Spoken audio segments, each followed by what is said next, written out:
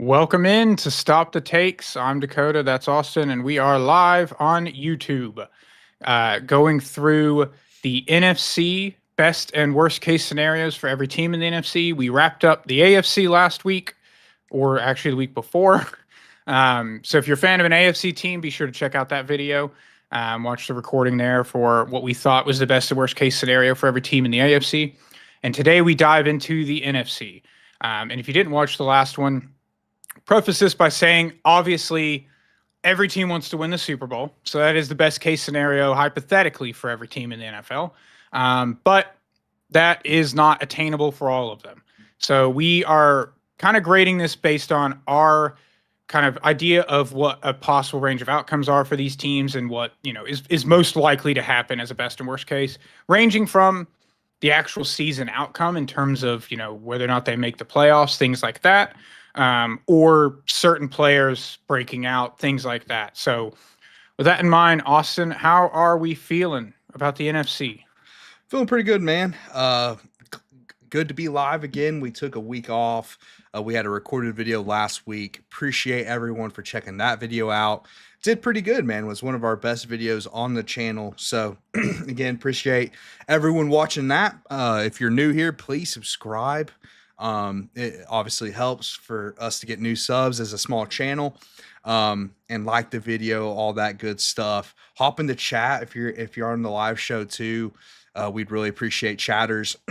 But yeah, kind of to your point, man, not every team's goal is to win the Super Bowl. They're going to say that every team wants to win the Super Bowl every year, but it's just not realistic for some teams. I sent you a clip yesterday, Dakota, of a Titans press conference where a reporter basically was kind of snickering while he asked it too, but he basically asked, like, do you feel like this team you're going to put on the field tomorrow has a chance to win the Super Bowl this year? And dude, one of the player personnel people, I don't know if it was a GM or what, you'll have to tell me, Dakota, he basically started laughing and then looked at the guy that answered the question. I mean, it was like they both knew that, both those guys at that press conference knew that, listen, the Titans don't have a chance to win the Super Bowl, but it's a rebuilding year for them. And there's a lot of teams in that boat, right? There's not all 32 teams have a chance to win it. But hey, some teams' best case scenarios, which we'll go over in the show, Dakota, are based on the future. It's just based on the future. Yep. And that's not a bad place to be in. That's where most of the NFL is. But yeah, we'll go over that when we go over each team. Absolutely, yeah. And that was a humbling moment for Titans fans that were confident in this season, who, when the front office doesn't have any faith in the roster they're about to put on the field, it's not a great sign. So, and it's not that they don't have faith in the future. They're just realistic. They realized, hey, it's a rebuilding year. We just drafted our franchise quarterback. Like, it's just not realistic for every team. Now, maybe the Titans have like a Commanders level season, but it's just those things are unlikely. So, and most, NFL personnel people are aware of that. Yeah, absolutely. So let's, just like the AFC video, we're going to switch things up in terms of the division order. We're going to go out west first. So we're going to start with the NFC West. And at the top of the docket there are the San Francisco 49ers, who this division is interesting in general for me. I think it's been one of the ones, while thinking about all this, like, tougher to decide best and worst for a lot of them. So starting with the 49ers, Austin, what is best case scenario for the 49ers? Speaking of a team that's kind of in a rebuilding spot, although they just signed Brock Purdy to his deal, they trade Debo in the offseason. A lot of the same, but kind of new as well.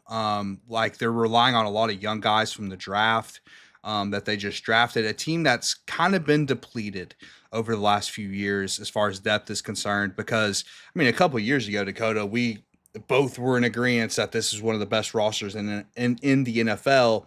And it still has a lot of star power, but again, it's just lacking depth now. So, but with that being said, I think with the star power, they still have a chance to make a run in the NFC in particular. And this is going to be kind of a theme throughout the NFC discussion, because when we were talking to AFC, it was a lot about the quarterback and saying how, okay, look at all these star quarterbacks. It's going to be really hard to make a playoff run when you have Josh Allen, Lamar Jackson, Patrick Mahomes, etc. That's kind of not the case in NFC, right? Like a guy like Brock Purdy or, Jalen Hurts can go on runs in the NFC. They just can. Because it's just not it's just not the same as AFC. There's not as many as elite quarterbacks in the NFC. So I think the 49ers absolutely can still do that if they stay healthy. I mean, they still have George Kittle, Christian McCaffrey, Brandon Ayuk. Like they still have those stars.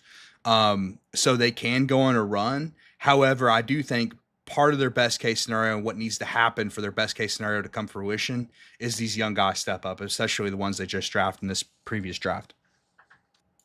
Yeah, I kind of agree. I was thinking I don't think Super Bowl is within the range of outcomes in a likely scenario, right? Like they still can, but I just think the roster has taken such a step back, you know, from where it was a couple years ago.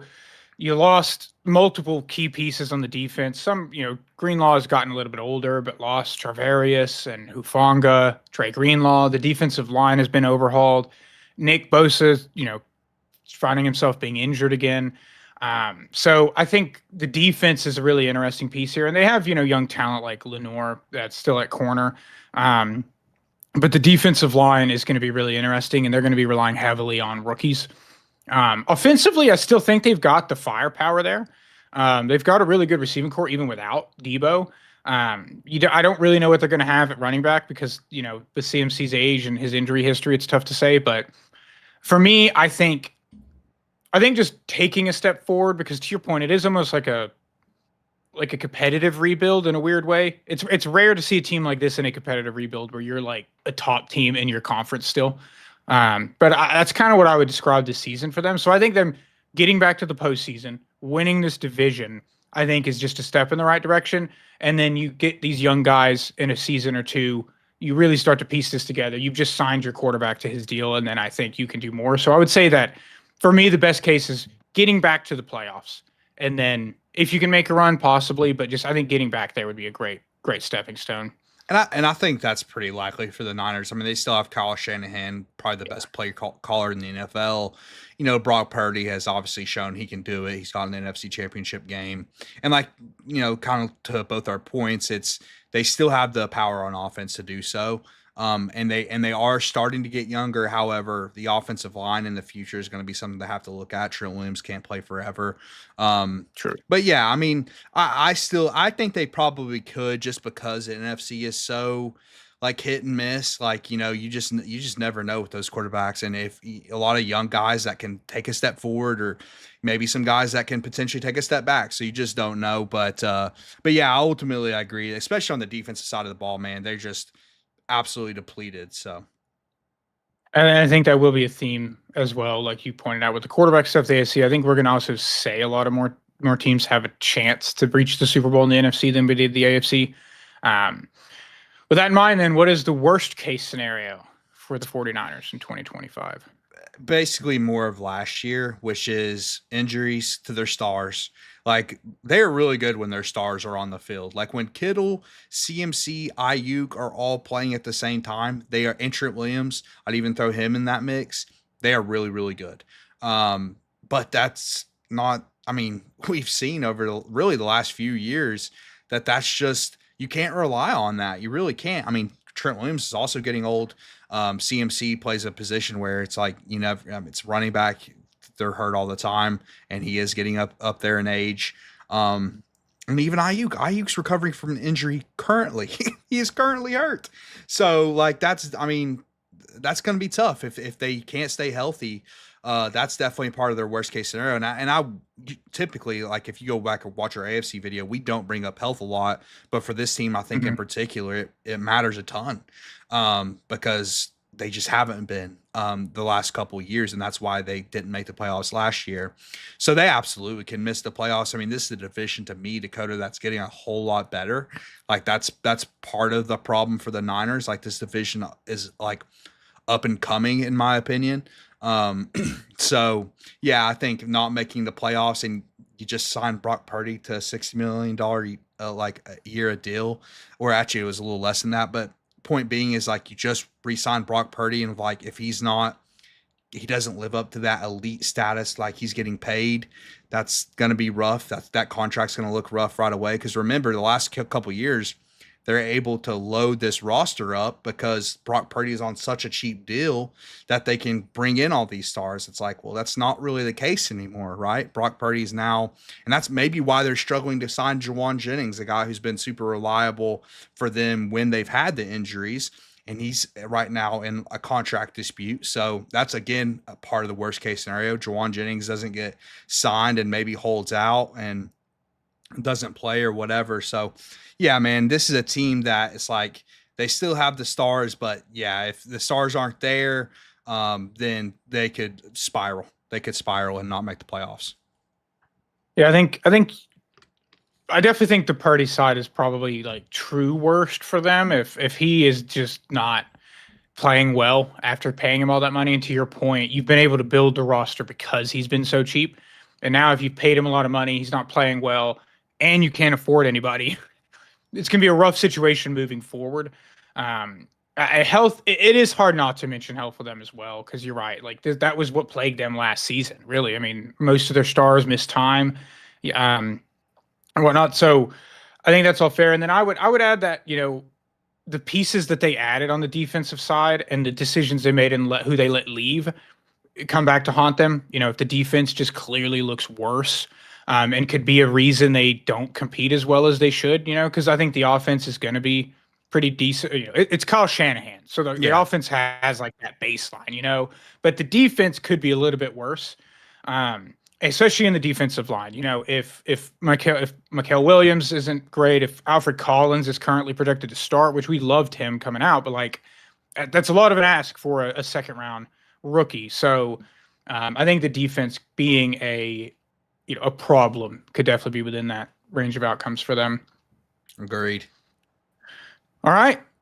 On to the Arizona Cardinals. They are another interesting one. What is the best case scenario for the Cardinals? Man, that's tough. I think they can make the playoffs. I do think they can make the playoffs. I think Kyler has shown he's very inconsistent, but he has shown elite play. He's just not going to do that on a week after week basis. He hasn't done that throughout his career. But in a one game sample, Kyler Murray can be fantastic. And again, it's a roster that's heavily relying on young guys. A draft we absolutely liked, really loved, especially their first two picks. There are some risk in their first two picks, but we still thought they could be impactful players for them. So that's obviously part of their best case scenario. Will Johnson plays like the top 10 pick. He has a chance. Obviously that's where the talent is. He just has the injury question mark. And then part of their best case scenario as well is this defensive line getting a whole lot better. It just makes sense. I mean, you draft Walter Nolan, you draft Robinson last year. Like, this is a defensive line that should be a whole lot better. And they brought in pieces as well in free agency. So I definitely could see them taking a step forward. And honestly, that's been their biggest problem, I would say, over the last 3 years or so. They just have not had an NFL caliber defensive line, in my opinion, or really defense as a whole. And I think they've done a lot to fix that in the offseason. Yeah, I completely agree. Shout out chat. I don't know if the prayer hands is for the Cardinals season. They might need it. I don't know. Possibly. Yeah, I completely agree. I mean, we mentioned check the mic a lot, but like Sam was saying, like when you looked at their starting defensive line going in the last season, you would have assumed it was a practice squad. I mean, that's genuinely how rough things were looking, and they completely overhauled it this year. So I think the defense, and part of their best case is that defense is better. It's tough to imagine it just immediately being fantastic with the leap they have to make from terrible, basically. But Will Johnson could be a big part of that, like you said, where he had top 10 player caliber, play as a draft pick in the draft. So if he hits the ground running, that could be massive. And then Walter Nolan as well, all those defensive pieces. Offensively, it's interesting because they didn't attack wide receiver as much as I would have liked to have seen. We talked about that a lot. So, I still think the offense could be better. But it is dependent purely on Kyler, right? And he's weird because like he's inconsistent, but I don't think he ever really has just like abysmal games that often. He shows this high end play that's like the best in the NFL level, and then sometimes he's just kind of average. So if they can get the most out of him, for me, I would say best case with all that in mind is probably fighting for a wild card spot with how Yeah. tough this division is. And if Agreed. you could sneak into the playoffs this season, I think that's a win. I think you should be really happy about that as a Yeah, Cardinals fan. and we also have to talk about their best cases. Marvin Harrison Jr. playing like the Yes. elite level prospect he really was coming out. Um, I will say, I think a lot of people felt like because the expectations were so high that Marvin Harrison had a bad year last year. Wasn't really the case. He was pretty average. If he was like a second round pick, it'd be like, okay, this is actually a solid pick. But the fact that he was considered the best wide receiver in one of the most loaded wide receiver classes that there really has been, it was a disappointment relative to expectations last season. However, I still think he can be that great prospect that he was coming out. And if he does do that, I think that could really elevate Kyler. Like the only time he's really had anything like that was DeAndre Hopkins for a couple of years, but even then, D Hop wasn't at his full like capability in Arizona like he was in Houston. So if Marvin Harrison does like take a huge leap forward in year two, I think the offense as a whole will get a whole lot better. So I mean, the Cardinals is a team that I'm definitely looking at because I've liked a lot of the moves they've made. Also, think they have the right head coach in Jonathan Gannon. I think he's like kind of like Vrabel. We talk about a lot with Vrabel, where he like he coaches up the talent, the talent level on the roster. He kind of he'll make a 5-win team an 8-win team kind of thing. That's Jonathan Gannon to me. So yeah, it's a team that I think you're right. I think probably best case is fighting for a wild card spot, which I really truly believe that's a very realistic scenario for the Cardinals this next season. Yeah, and I agree on Gannon because like once he got hired and that how did you all get here bus who took the bus thing happened and people were like, man, this guy's this looks ridiculous as a head coaching hire. But yeah, how this team has looked on paper and how well they've played, he seems to have that baseline of just overperforming what the roster's built to do. And you're right too. I mean, if Marvin Harrison breaks out, that will help unlock Kyler consistently, and that could be the key to their success. It is still unfortunate. I'd feel even more confident in their ability to make the playoffs had they went out and got a better wide receiver too. Whether they drafted one or whatever. But yeah, I think playoffs are definitely attainable for the Cardinals. So, what about worst case scenario? I think part of their worst case is Kyler kind of solidifies himself as a quarterback that you don't really want.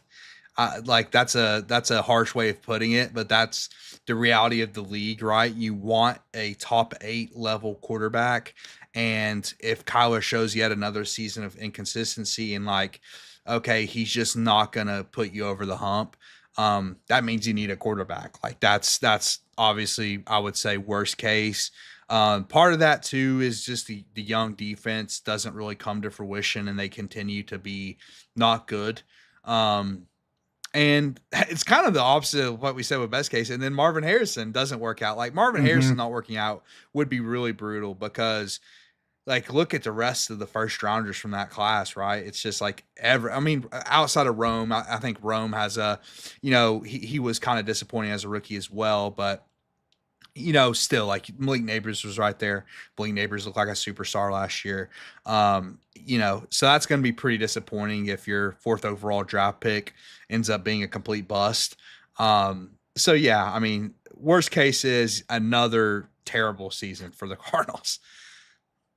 Yeah, and I'm going to come back to my like incredibly specific scenarios and stuff Okay. like from the last one, Okay. but also like talking myself in and out because I'm trying to decide what is worse. Because I'm like, is finding out for sure Kyler isn't going to be the guy worse than him just having another season where you're like, I don't know, Yeah, where true. you have That's another pretty season that's where pretty you're like, bad. man, do we have to keep relying on him? We're going to like year 7 now or whatever. Like, how long do we have to keep riding this until we decide if he is the guy? I think would be a pretty tough situation to be in. And then I would say, yeah, the defensive side, especially, is what I would focus on for them. Is just, you spend an offseason and a draft to overhaul this defense, and specifically the front four. And if it didn't work, then you basically go in the next offseason with the exact same problem. That's a massive one. So I think, the very specific scenario is the offense is cooking. Kyler and them are playing well, but the defense you can't compete with the defense. I think that would be an unfortunate situation for them to be in.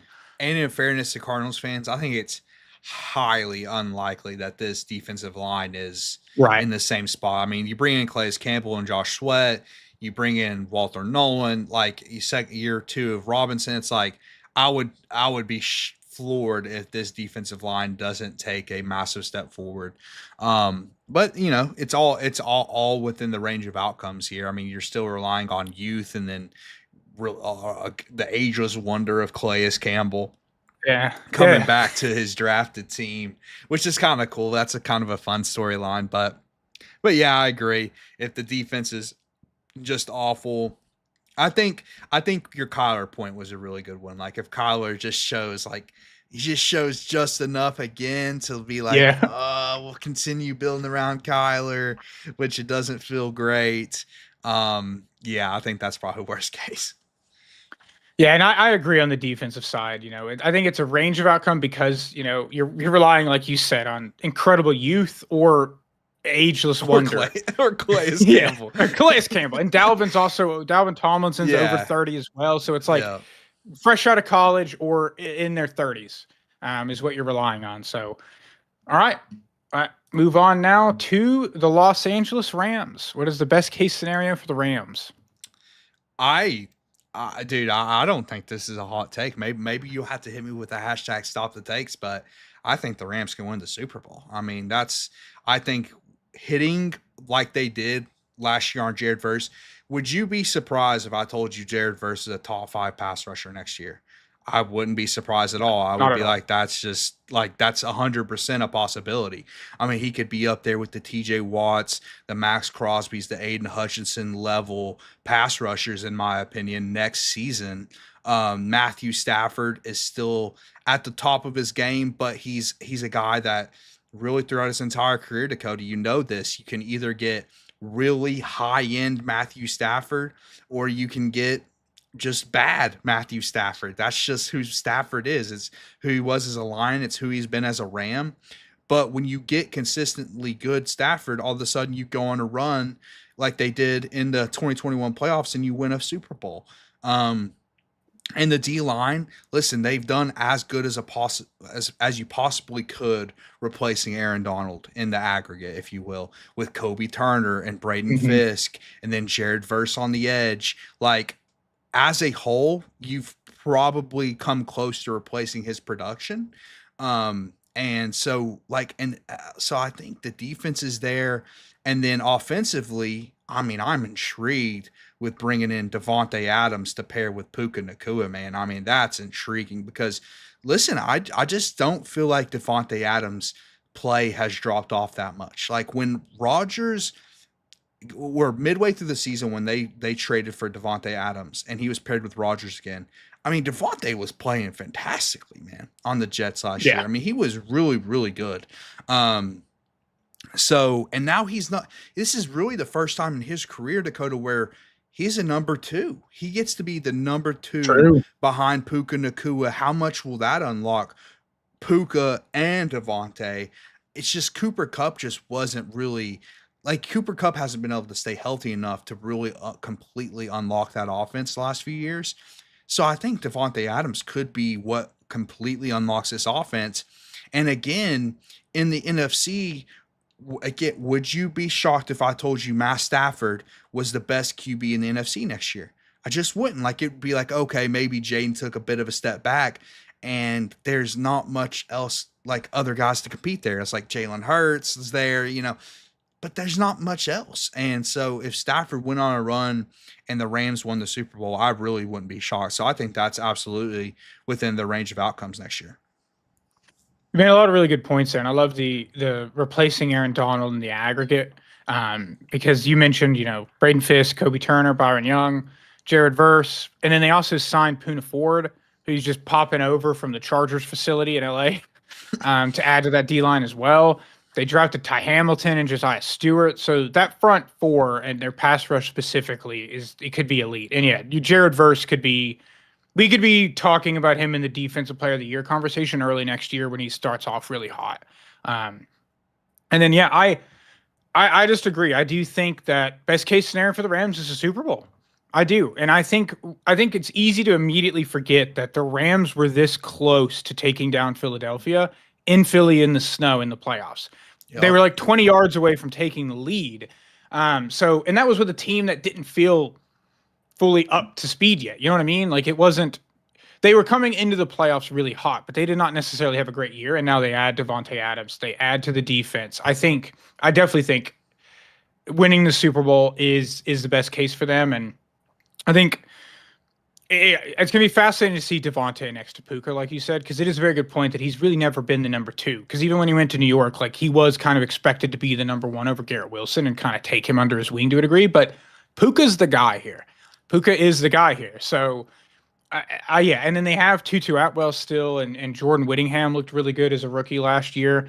So yeah, I think the Rams definitely winning the Super Bowl is their best case scenario. I agree, man. I mean, I think they have the roster to do it, and Stafford can be the best quarterback in the NFC next year. I think that's 100% within the range of outcomes. Now the interesting side is worst case scenario for the Rams. The only thing I can come up with worst case scenario is that we start to see Stafford regression. I mean, it's a guy who's relies on his big arm, right? He has a cannon. Now, for some guys like Brett Favre, I mean, Favre never lost his cannon. I feel like if you get Favre out there on the grass today, he can still sling that thing 50, 60 yards. But you just never know. I mean, he's getting old, right? He's like 37, maybe 38 by the time the season starts. So listen, I mean, that's getting up there, man. And we have been kind of tricked recently of quarterbacks, especially Brady, playing into their 40s, where it's like, okay, this is now the standard. It's like, no, that's the exception. Okay, quarterbacks do not do that. Rodgers is kind of doing it, but just not on an elite level. But he's playing, starting caliber, play. He's given starting caliber play in his 40s, and that's still impressive. But again, that's an exception. That's not the rule. So yeah, Stafford could absolutely take a step back and regress if his age gets up there. Also, again, another guy I feel obligated to talk about injuries. He's like played banged up his like entire career. It feels like he's always got something going on, but he plays through it most of the time. Maybe that catches up to him or whatever. But even if Stafford takes a step back to me, and this is a team that I don't feel like this way about a lot of teams, but even if Stafford takes a step back, I love where the roster is, man. They're good in where you need to be good at in the league. Pass rushers, young wide receiver, like they have a good future no matter what. But we could come out of this next season saying, hey, the Rams need the QB of the future. Yeah, it's kind of hard for me to think of a worst case scenario that doesn't just involve Stafford, right? Like in terms of his health or his age. And I think that would be the worst case is that they've developed a really good roster around him, but that decline just sets in. And it usually does come out of nowhere. I mean, you look back at other quarterbacks, like it just kind of happens. Suddenly Big Ben couldn't complete a pass. And so I think that would be the worst case is that, especially looking at the roster where you're like, man, we do look like a team that can go win a Super Bowl. And then if Stafford goes out there and is just incapable of getting it done, ironically, you've got Jimmy G behind him. I don't think you're going to feel great about him leading you anywhere, though. I think the only other one I would throw out is maybe the secondary is a bit problematic. The front seven looks really good. The secondary could be better. I mean, you're starting corners. You got Darius Williams, Ahkello Witherspoon's been really good, and then you got Quentin Lake. So yeah, maybe a worst case is that the pass rush is crushing it, but the secondary is a liability, so it can hurt you. I mean, it could just take a little thing like that, right? Because if we think their best case is Super Bowl, maybe the worst case is you get to the playoffs and you can't cover AJ Brown and Devontae Smith, and that's how you lose. So. Yeah, I could definitely see that. And it's a team that you're really like a lot of these teams coming up will say, well, it wouldn't be so bad if they're drafting high or whatever and they lose. This is a team that's not. in that case. Like if they lost this year, if they had a losing record this year, that would be a disaster. Like this, because I really do feel like this is Yeah. one of the few teams in the NFC that can make a run to the Super Bowl. So Yeah, definitely. All right. That's the Rams. Now to wrap up the NFC West, Seattle Seahawks. They've had some faces change. What is the best case scenario for the Seahawks? best case scenario is they get weeks 1 through about 15 or 16 Sam Darnold from last year. Minus the Lions game in there. Yeah, minus the actually minus the Rams and Lions game. Yeah. And then the playoff game. So yeah, basically they need Sam Darnold to be good. Obviously, I mean the Sam Darnold thing is interesting because we're talking about like these reclamation QB projects. Sam Darnold's a little bit unique because like when Baker was a reclamation, it's like, well, Baker had already shown good play in his past. Like Baker was really good as a rookie. And then he was like really good his third year. Then he fell off hard. Darnold was really, really bad his entire NFL career. And got multiple opportunities, by the way, not like Geno Smith. Geno Smith really only got an opportunity with the Jets. And then randomly was good with the Seahawks. Darnold is a guy that was bad for multiple years, multiple teams, multiple systems, and then Kevin O'Connell saved his career and got him $100 million contract with the Seahawks. So obviously they're relying on Darnold to be good, which does seem a bit risky. I thought how they handled the wide receiver core this offseason was a little bit questionable, not going to lie. So part of their best case scenario is me being wrong about that and Cooper Kupp being good and kind of having like just like a resurgence, if you will, and kind of turning back the clock. And then another receiver, obviously, that you got to look at is Jackson Smith and Jigba. He takes a step forward and becomes like an elite level wide receiver 1, which I don't think he has shown quite yet, but it's in there. I think it is in there. It's just, and he's been good. Don't get me wrong. He's been good. He just hasn't been like elite. Like you want to build an offense around this guy. I think he would probably fit better as a wide receiver number 2. It's why I found it a little confusing. They traded away DK Metcalf, but yeah, I think, Darnold and JSN are good and the offense is solid. And then, McDonald coaches up this defense, man. A defense I think has a ton of potential on the defensive side of the ball. A lot of young guys I think can be good. So yeah, I think defensively they're going to be fine no matter what. And with all that being said, I think they are not a team that can win a Super Bowl, but of course I think they will be competing for the playoffs as long as Darnold doesn't take a huge step back.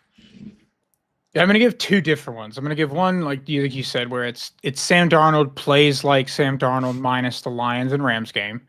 Ironically, he now has to play the Rams twice, so that's not a great look out of the gate. But if Sam Darnold looks like that, because, yeah, you're right, man. Like the reclamation project stuff with Baker's not even comparable to him. And it's crazy how much recency bias just exists in the NFL. And I know that that's always been a thing with teams taking shots on guys like a Darnold. But, like, it's like even fans forgot this guy went to Carolina to be the starting quarterback and was abysmal. And then he went to San Francisco with Kyle Shanahan and couldn't even put it together there. So really props to Kevin O'Connell for unlocking what that guy, the QB whispering debates need to be laid to rest because that guy runs away with it, in my opinion. So the cards are stacked against him, in my opinion. But if Sam Darnold has turned around, plays like the college player he was, the 3rd overall pick worthy guy that he was, that's obviously the best case for this team because regardless of the outcome of the season, if you have your franchise quarterback and he's better than Geno out of the gate, you feel good. You build around him, you grow. The second one I would say is more around like the outcome of the season driven as just a Seahawks fan, and that would be, if assuming Darnold's not abysmal and a problem, but like he's just average enough, and McDonald and this defense that's gotten better just kind of carries the Seahawks to a playoff run, because I think it's decent enough to do that, especially in the NFC. Not attain a Super Bowl, but like maybe you can squeak in as a wild card team, and then if the defense playing is elite and that's what wins in the postseason, you could go on a mini little run, maybe try to reach a conference championship. But I think the thing that I think Seahawks fans want to see the most is that if Sam Darnold is the guy. To be honest, the other best case, to be completely honest, maybe he is terrible, and you get the top 3 draft pick, and you're picking somebody else. Yeah, But the roster's not built for that. Is the problem? we always have to throw that out there as a possibility, Oh which yeah, fans don't want to hear. But yeah, I agree with your point about winning a couple playoff games, because I think their defense could be really good. I think this could be one of the best defenses in the league. That's part of their best case scenario. So I think winning the division, getting a home playoff game where it's going to be really loud in Seattle, and where obviously you want a good defense in the playoffs, and they have that. They have a great defensive head coach, and I also think this defensive line in particular has a chance to be really, really good. Bringing in DeMarcus Lawrence, which is one of my, one of the offseason moves I actually really, really liked. Pairing him with Leonard Williams, and then see what you get at Brian Murphy. I think that's a guy, like individually, I'm looking at for a best case scenario, a guy that was, a highly touted prospect coming out of college and didn't really live up to the hype last year. So that's a guy that has, a lot of room to grow. But yeah, I think this team can win a couple playoff games. But yeah, obviously the reason we always talk about quarterback, man, is because you have to. I mean, fans know that. Like it's the most important position on the field. And if Darnold doesn't live up to the contract, which it's not like it's an insane contract, right? It's it's like a Baker Mayfield level contract. I think it's good value for Darnold. But it's definitely possible Darnold takes a huge step back. I mean, that's just, I'd say I would even predict it, but it's tough, man, because Kevin it's O'Connell. tough not to. Yeah, exactly. The data set points to it. It really does. And I guess that's where we'll get into the worst case, because Yeah. it's just like, listen, I mean, he's coming off a season with Kevin O'Connell. You just named him the QB whisperer. I think that's really fair considering his track record at this point. And then on top of that, you have Justin Jefferson and Jordan Addison. Like, I don't think, and maybe I'm wrong, maybe fans are this delusional, but would any Seattle fan really believe that they have a better group of weapons around Darnold than the Vikings had last year? You would be completely wrong if you said that. It would just be dead wrong, because the Vikings have the best weapons in the NFL. So yeah, I mean, listen, I think it's likely, and I think it's part of the worst case scenario that Darnold just isn't what we thought he was, right? Like last year, like give him that huge contract. Again, it's not a huge contract, but you give him the contract to be the starter for a couple years. I think they can get out of it after like a year, which, that's good. That's good, because you might want to get out of it after a year.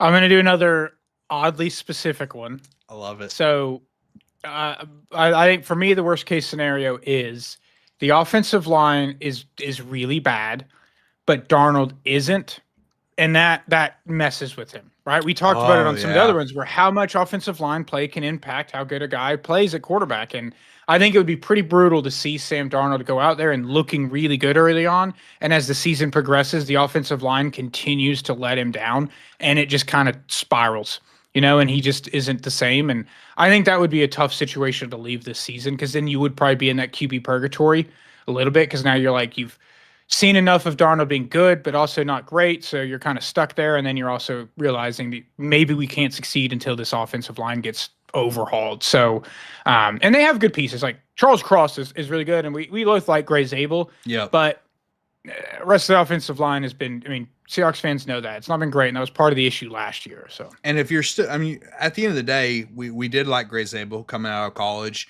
but you're still relying on a rookie to fix the interior of your offensive line, which it's a lot to ask out of a rookie. I mean, a lot of rookies don't hit the ground running, especially offensive line. So yeah, I think that's definitely a part of their worst case is Gray Zabel doesn't hit the ground running in year number one. And so I think that's really it. I don't see a scenario where the defense is horrid or anything like that. Realistically, I think part of it too, I'll add in that first of all, the Cooper Kupp signing is a failure. Again, something that I could definitely see being the case. Yeah, trading people. Frankly. So, and then JSN doesn't take a step forward, especially if Darnold is showing that, like, like kind of like if you want to get a very oddly specific and worst case scenario, just come to Dakota. He brings them. I could see a scenario kind of like you're pointing out where it's like Darnold, shows he has it, maybe a couple games, but then the interior of the line's failing him, and then JSN isn't taking that step forward, so the receiving core as a whole doesn't look good. So the offense doesn't function. So yeah, I think you're probably right. That's probably oddly specific worst case scenario for the Seahawks. And we saw it in the playoff game with the Vikings, right, where the Rams were eating them up on the interior end. The pass rush was getting to them, and it helped bring back seeing Ghost Darnold. Yep. I think your added layer is also really important, though, because if JSN doesn't look like a number one, that's a problem because you just traded away your number one. Exactly. And you're hoping he becomes that by trading away DK. Yep. And if he doesn't, then even if Cooper Kupp plays pretty well, even if your new number one guy isn't the guy, that's going to be a rough look. So, all right. That is the NFC West. Now we will move down south to the NFC South, starting with the Tampa Bay Buccaneers. What is the best case for the Bucs? In my opinion, which I could see you disagreeing with me on this, another team I think has a chance to win a Super Bowl in the NFC, or at least make the Super Bowl. Now, if they were matched up with like the Bills, listen, I'm betting my house on the Bills to win that game. Obviously, like it's, Josh Allen or even Mahomes got back like in the specific matchup. But I feel like once you make it to the Super Bowl, anything can happen. Like either team can win. But I think the Bucs are one of the few teams again in the NFC that have a chance. I think the only team from this division that really has a realistic opportunity to make a playoff run. Baker has won multiple playoff games as a Tampa Bay Buccaneer, games that they were underdogs in, by the way. I mean, they've done that a lot with him at quarterback. And a team I've also just really liked their team building effort the last couple of off seasons. I just really like what they did in the draft, this past draft. And listen, like the Check the Mike guys made this point recently, but when Baker and Mike Evans are on, dude, they are just on and they look so good. And I mean, Baker has that very high end play in him.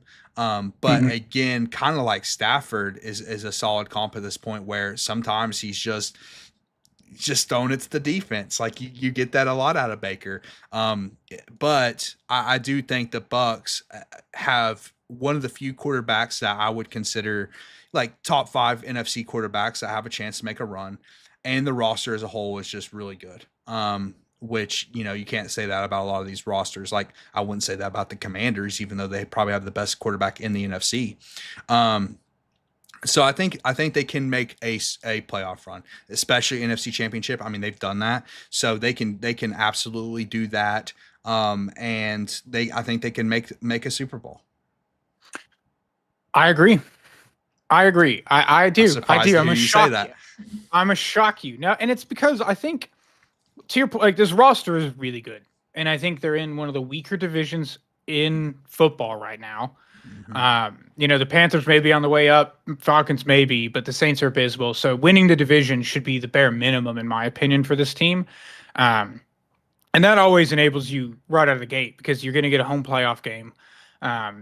So I do think that winning the Super Bowl is the best case for the Bucs, and I do think it's dependent on Baker, but not him doing anything drastically different, just eliminating some of the mistakes. Because I think people forget, again, our brains get wiped. He was tied for second in passing touchdowns last year, and he was third in passing yards. Like, he played really well statistically. He just had those games and specifically moments in big games where he made mistakes.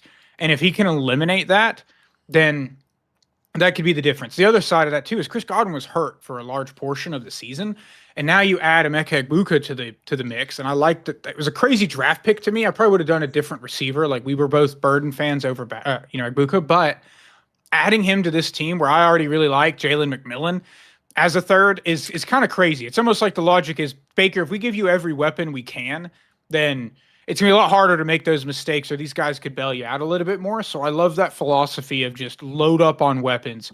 Because also you're looking at the team that just won the Super Bowl in your conference saying they've got AJ Brown, they've got Devontae Smith, and they've got Saquon coming out of the backfield. You've got to compete with that. So I do think this team defensively can do it. And, corner could be a weak spot a little bit for them. But I think the offense could be the key. And it's specifically if Baker plays like he did last year and just eliminates a few mistakes, Super Bowl is possible. Yeah, I mean that's kind of my point, right? Like if Baker goes on a 4-game run where he's just on fire, which when he's on fire, he's Yeah. possibly the best quarterback in the league. Like you just don't get that on a consistent basis from him. But all you need in the playoffs is like a 4-game sample of that. But you bring up a great point about the receiving core. That's part of their best cases. I think this receiving core could be one of the best in the league, dude. I mean, they don't have like the high end talent of a Jamar or a Chase or Justin Jefferson. I was about to mix their names up. But yeah, Jefferson or Chase, they don't have like an insane, I mean, Mike Evans is great. He's just not like a top 5 receiver in the league. And we won't even go down to the debate. I see your face right now. He just wants me to say it so bad. But listen, like he is, I mean, Mike Evans is fantastic. And so, yeah, but the depth of this receiving core, dude, it's probably the deepest receiving core in the NFL, man. Yeah. Like you said, you bring in Emeka Ibuka. I love the draft pick because even though you're right, we did like Luther Burden a little bit better.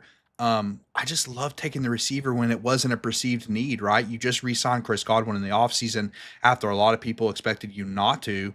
And so it's like no one expected this team to take wide receiver, and then boom, they go out and do it anyways. I loved the pick. They have a great offensive line with Tristan Wirfs. Like this team can make a run, man. It's going to be dependent on kind of like what you said is if Baker can just put a stretch of games together, right? A 4-game sample of games where he's elite Baker, the Bucs could be Super Bowl champions. Yeah, I agree. And then worst case scenario for you, I suspect they could be in a similar boat to some of the AFC teams that we talked about in terms of worst case. Yeah, so I think worst case is I could see them losing the division to the Falcons. That's the only team I could really see taking this division outside the Bucs because the Bucs have kind of owned it. But worst case is that like you get a 3 interception game from Baker in the playoffs. I think that's really it. It's a team I would be pretty surprised if they missed the playoffs. I would be pretty shocked by that. Just to your point, dude, I mean, they play in one of the more winnable divisions in football. And I think their only competition will be the Falcons this year. So, yeah, it's a team I expect to win the division. But, without a Josh Allen level, Lamar Jackson level quarterback, I will say this about every team, you're still sometimes wanting more out of that position. It's a lot to ask because it's like that's the standards for that position are so much different. If you had a wide receiver level that Baker plays at, or like if you had a Baker level wide receiver, you'd be really happy with that wide receiver. He would play every game. And you'd be like, okay, this plugs a starting role, and you would have no issue with that. But since it's a quarterback, it's like sometimes he's leaving some on the table that you're like, man, if only you eliminated these turnovers and you played like a top 5 quarterback consistently, which he doesn't always do. So that's, again, it's another team that's just missing that top 5 quarterback.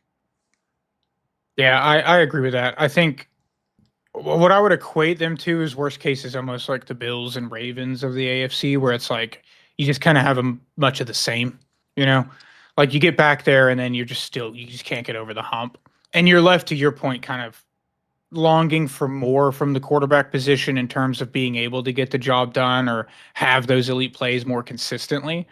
To be honest, it's hard to find something that's not that for me because, again, the roster is so good. The division isn't very good. So I think the worst case is kind of much of the same because purgatory is not great. And that's kind of where you feel stuck at, and you're picking later in the draft. And maybe the other thing is that, we've thrown out health a little bit, but Chris Godwin still just doesn't, gets hurt again or isn't looking good. And then it's like, not only are you and Mike Evans up there in age, but the guy you re-signed is not looking like he's going to be a piece for the future. I think that would be a little tough to leave the season with. But yeah, at the end of the day, I think it's just the same, right? You get in the playoffs and then you just can't. It looks the exact same too. If you lose in like the exact same fashion, I think that's worst case for Bucks fans. I thought the Chris Godwin point was a savvy point because that kind of felt like to me a team that was showing loyalty to a player, which is cool to see. That's a cool story. It's like, hey, a guy who's been, reliable for us, who we drafted, who we like. We're gonna, honor him with another contract, even though he may have not deserved it, just because of the health reasons. Like when Godwin's healthy and playing, he's a great wide receiver number 2, one I would be extremely happy to have. It's just he has had consistent health issues, so I think that's definitely fair to point out in their worst case. Also, want to note, I forgot to point out that I liked your comp for Stafford for Baker. I love that. They are very similar in their play style. I love that. All right, let's move on to the Falcons then. Best case scenario for the Falcons. Well, I just mentioned how I think this is the only other team in this division that can win the division. I think that's absolutely winning this division, making the playoffs in year 2 of Michael Penix Jr. is absolutely in their range of outcomes. And starting, like we do a lot, Michael Penix, man. Part of their best case is this guy continues what he showed in a small sample as a rookie, which was, by the way, fantastic play. He had a game where he had 8 big time throws, I believe, against the Panthers from PFF. That's a insane number, by the way. 8 big time throws in a game is absolutely absurd. In the limited sample, dude, he was absolutely cooking last year. And the Falcons looked fantastic with him under center. I also have to throw out doubling up on edge rusher in the draft. That working out, that very unique strategy. That's an incredibly unique strategy, how they handled that this year. That just working out and completely revitalizing this defense, who has been completely lacking a pass rush. You spend 2 first round picks on pass rushers, you expect it to get better, and that's definitely part of their best case scenario, is that pass rush getting a whole lot better. Yeah, I completely agree. I think winning the division, I don't think they have the pieces there to make a Super Bowl run yet. Then again, it could be like a Jaden first full season of them, like a Jaden CJ Stroud-esque moment where they just go on a run above what the roster's capable of in this slightly weaker NFC. That's getting better. I will say the NFC is getting a lot better, but I think Michael Penix playing like he did is best case scenario. I think it's all around him because, again, this is almost more or less outcome of the season driven for me and more so what you get out of your quarterback, because you were in a really tough spot. You got criticized horribly for the situation, drafting him 8th overall, and after signing Kirk, and then you had to make the tough decision because Kirk looked terrible, not like himself. You had to bench him. And fortunately, Penix looked good in his small sample size, but now can he put it together for a full season? The other thing I would throw into best case scenario is Kyle Pitts breakout season. He's calling. Finally, it's Kyle Pitts season, dude. We're in July. Finally happens. The fans get what they want, what they've been waiting years for, and Kyle Pitts finally breaks out. I think, which honestly is likely with a Michael Penix breakout, right? Penix Jr. If he's playing well, Kyle Pitts probably had a really good season. So yeah, I think that is, and then obviously the edge rusher side, and I think I'll use that more for my worst case. I think best case is the defense is good. Those guys are good. And they can get into the playoffs and maybe fight for a little run. But I would say what Michael Penix Jr. is this season is the most important part. I'll also, this is a little spicy, I'll throw out part of the best case is finding a trade partner for Kirk Cousins. Maybe if the Fields injury is more severe than we think it is, the Jets come calling or somebody comes calling for Kirk and you get him off the books, because we've kind of talked about until they get Kirk off the books, they really can't take advantage of the rookie contract quarterback entirely. So yeah, that would definitely, I'll throw that. Finding a trade partner for Kirk Cousins would be great. I'll add in what Sam said from Check the Mic, which cracked me up, which like part of his best case was like Kirk having to come off the bench to win a game and everything. So you have this like beautiful Cinderella moment for him. That would be I nice. would also throw out him retiring. Him just deciding to Oh, he's not retire gonna do would also that. kind of Not with save that you. contract. Not with that contract. He's dude. Him and his agent. They're taking that money. Yeah, yeah, they are.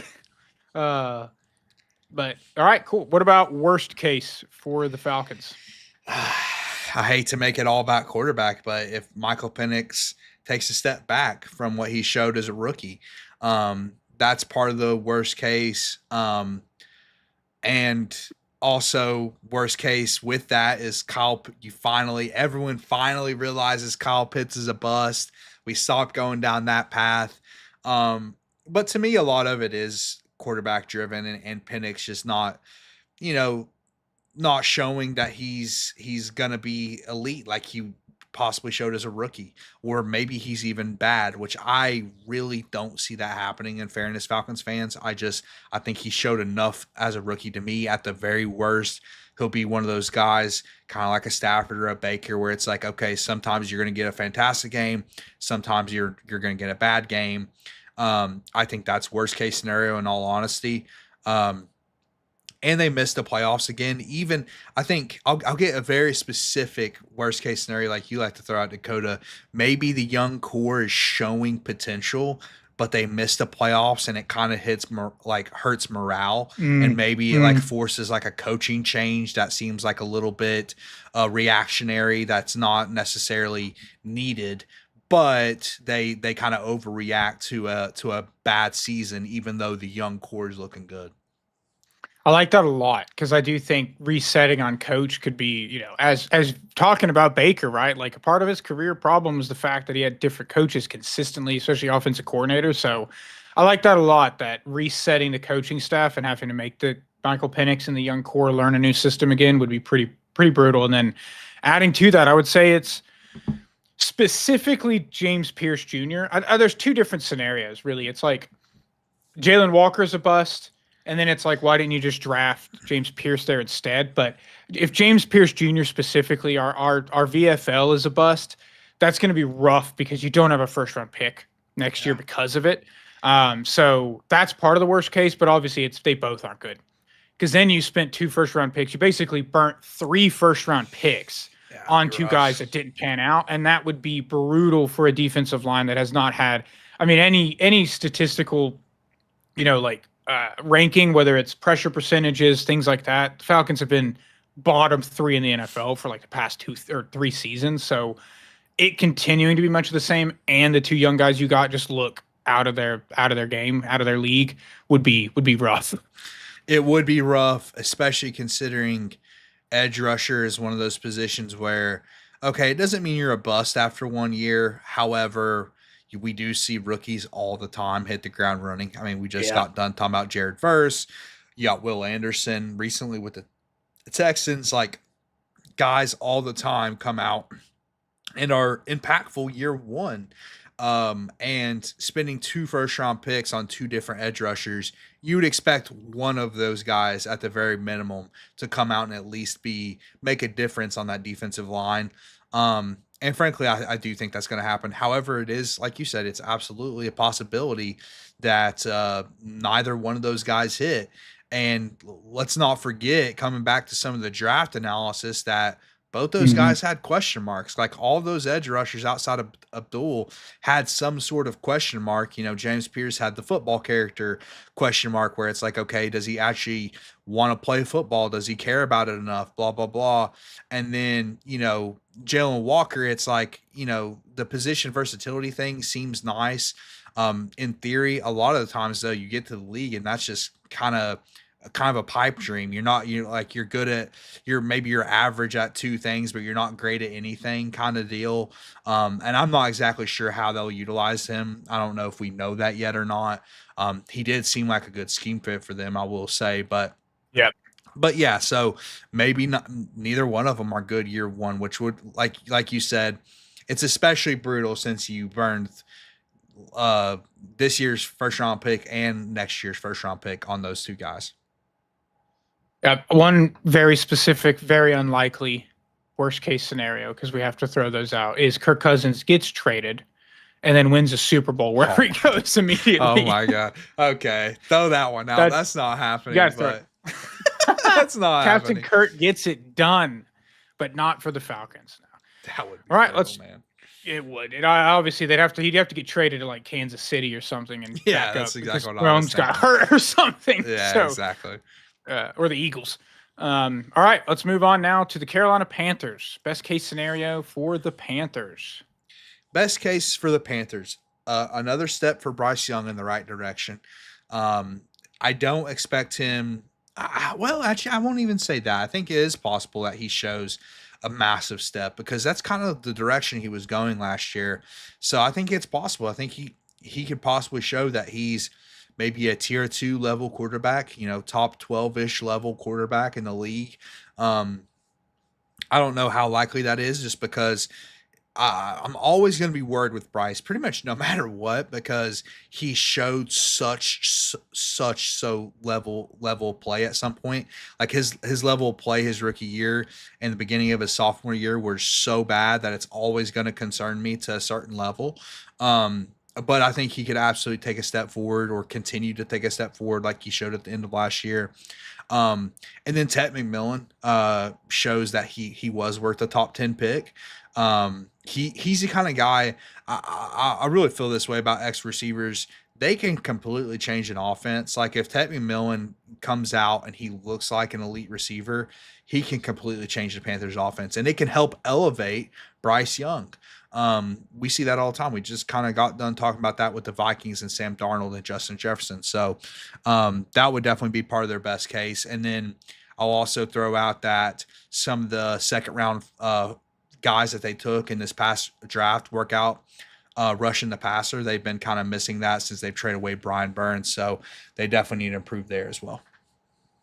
Yeah, it's kind of hard not to focus on Bryce Young, right, with the best case because, as you pointed out, he was abysmal. No other word to use when he was a rookie and when he started last season before getting benched. So, yeah, I definitely think best case, they kind of go into another bucket for me where I'm focusing more on what he is than the outcome of the season. It's a little bit tougher for him because he is going into year 3. So you do kind of want to see the record and wins start to actually add up. You have a little bit less leeway in terms of like a Michael Penix where it's more of just you looking good again is really what matters. I think it's a combination of Bryce has to build off of the end of last season and this team has to just be better. Like you've got to be competing for this division. You've got to be fighting for a wild card spot.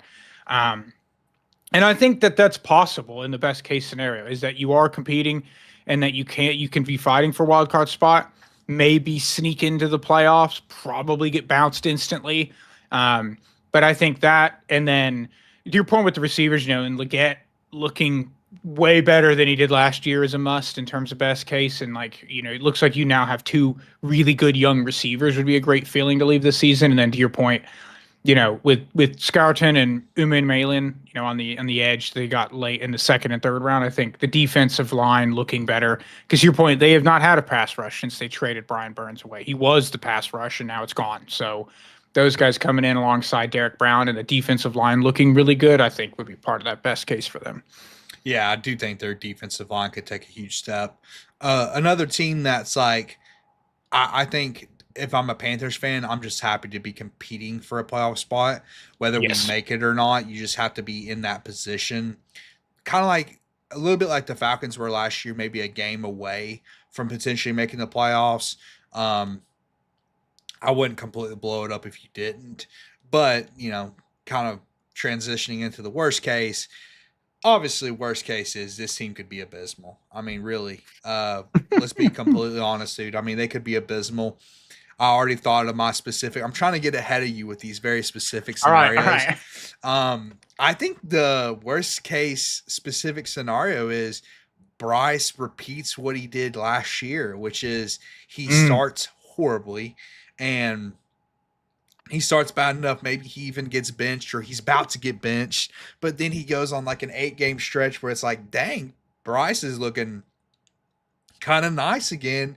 And then you kind of just run the whole thing over without ever realizing, well, this is just what Bryce Young is. He's just like extremely inconsistent.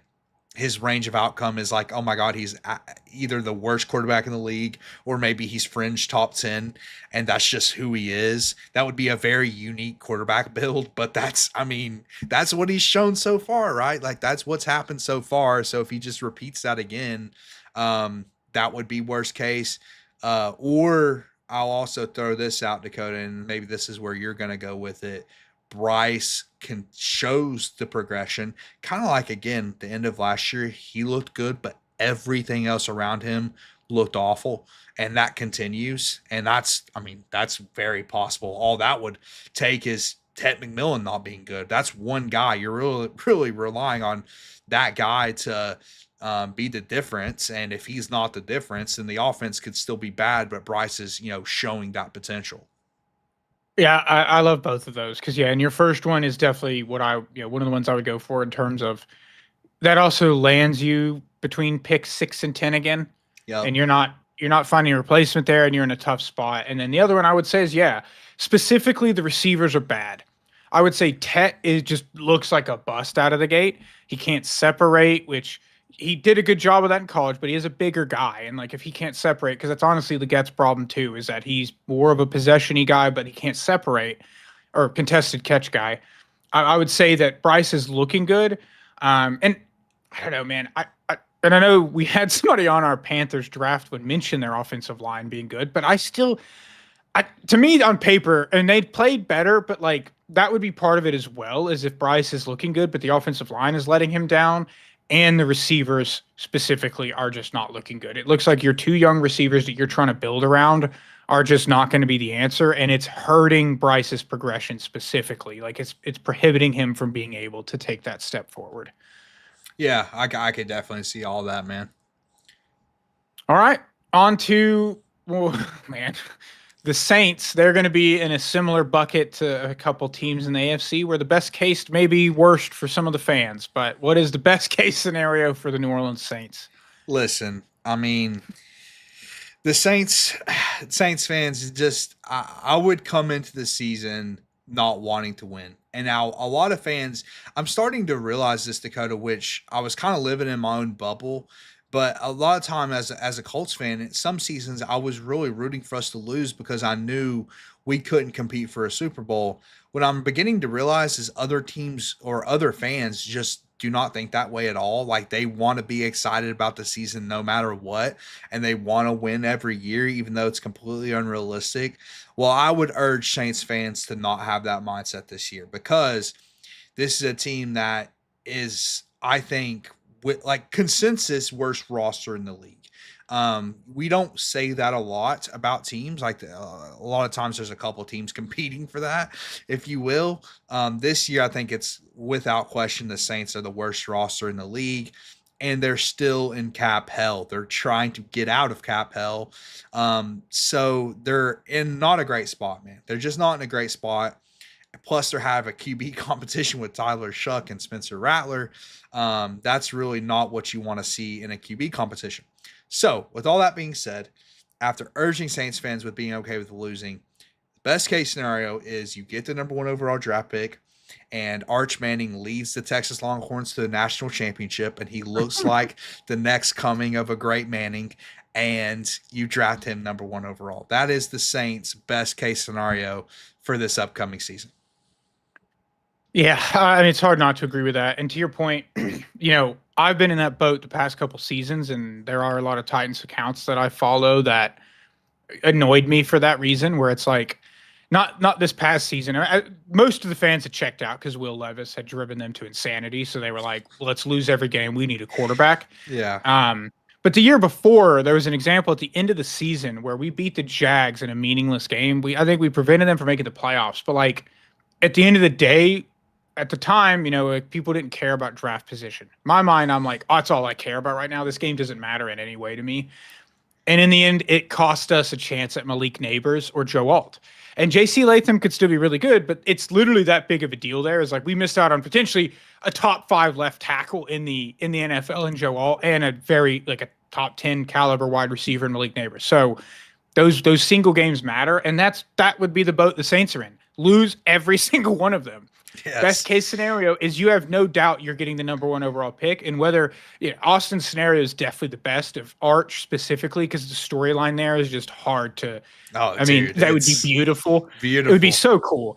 But the other one is, whether it's him or Garrett Nussmeier at LSU being in state as well would be another really cool one where he just absolutely breaks out. Cade Klubnik, whoever it is, somebody is clearly the number one quarterback because that's part of the scenario for them. Is Yeah. right, like Yep. because to be honest, the Titans were an interesting one. I'm excited about Cam Ward, but it's different than seasons where you had like that guy coming out where Yeah. everybody's like, oh, this guy, This is the guy. So, and Arch could easily be that, but maybe it's Drew Aller. I don't know, but I think its best case is number one overall pick. It just is.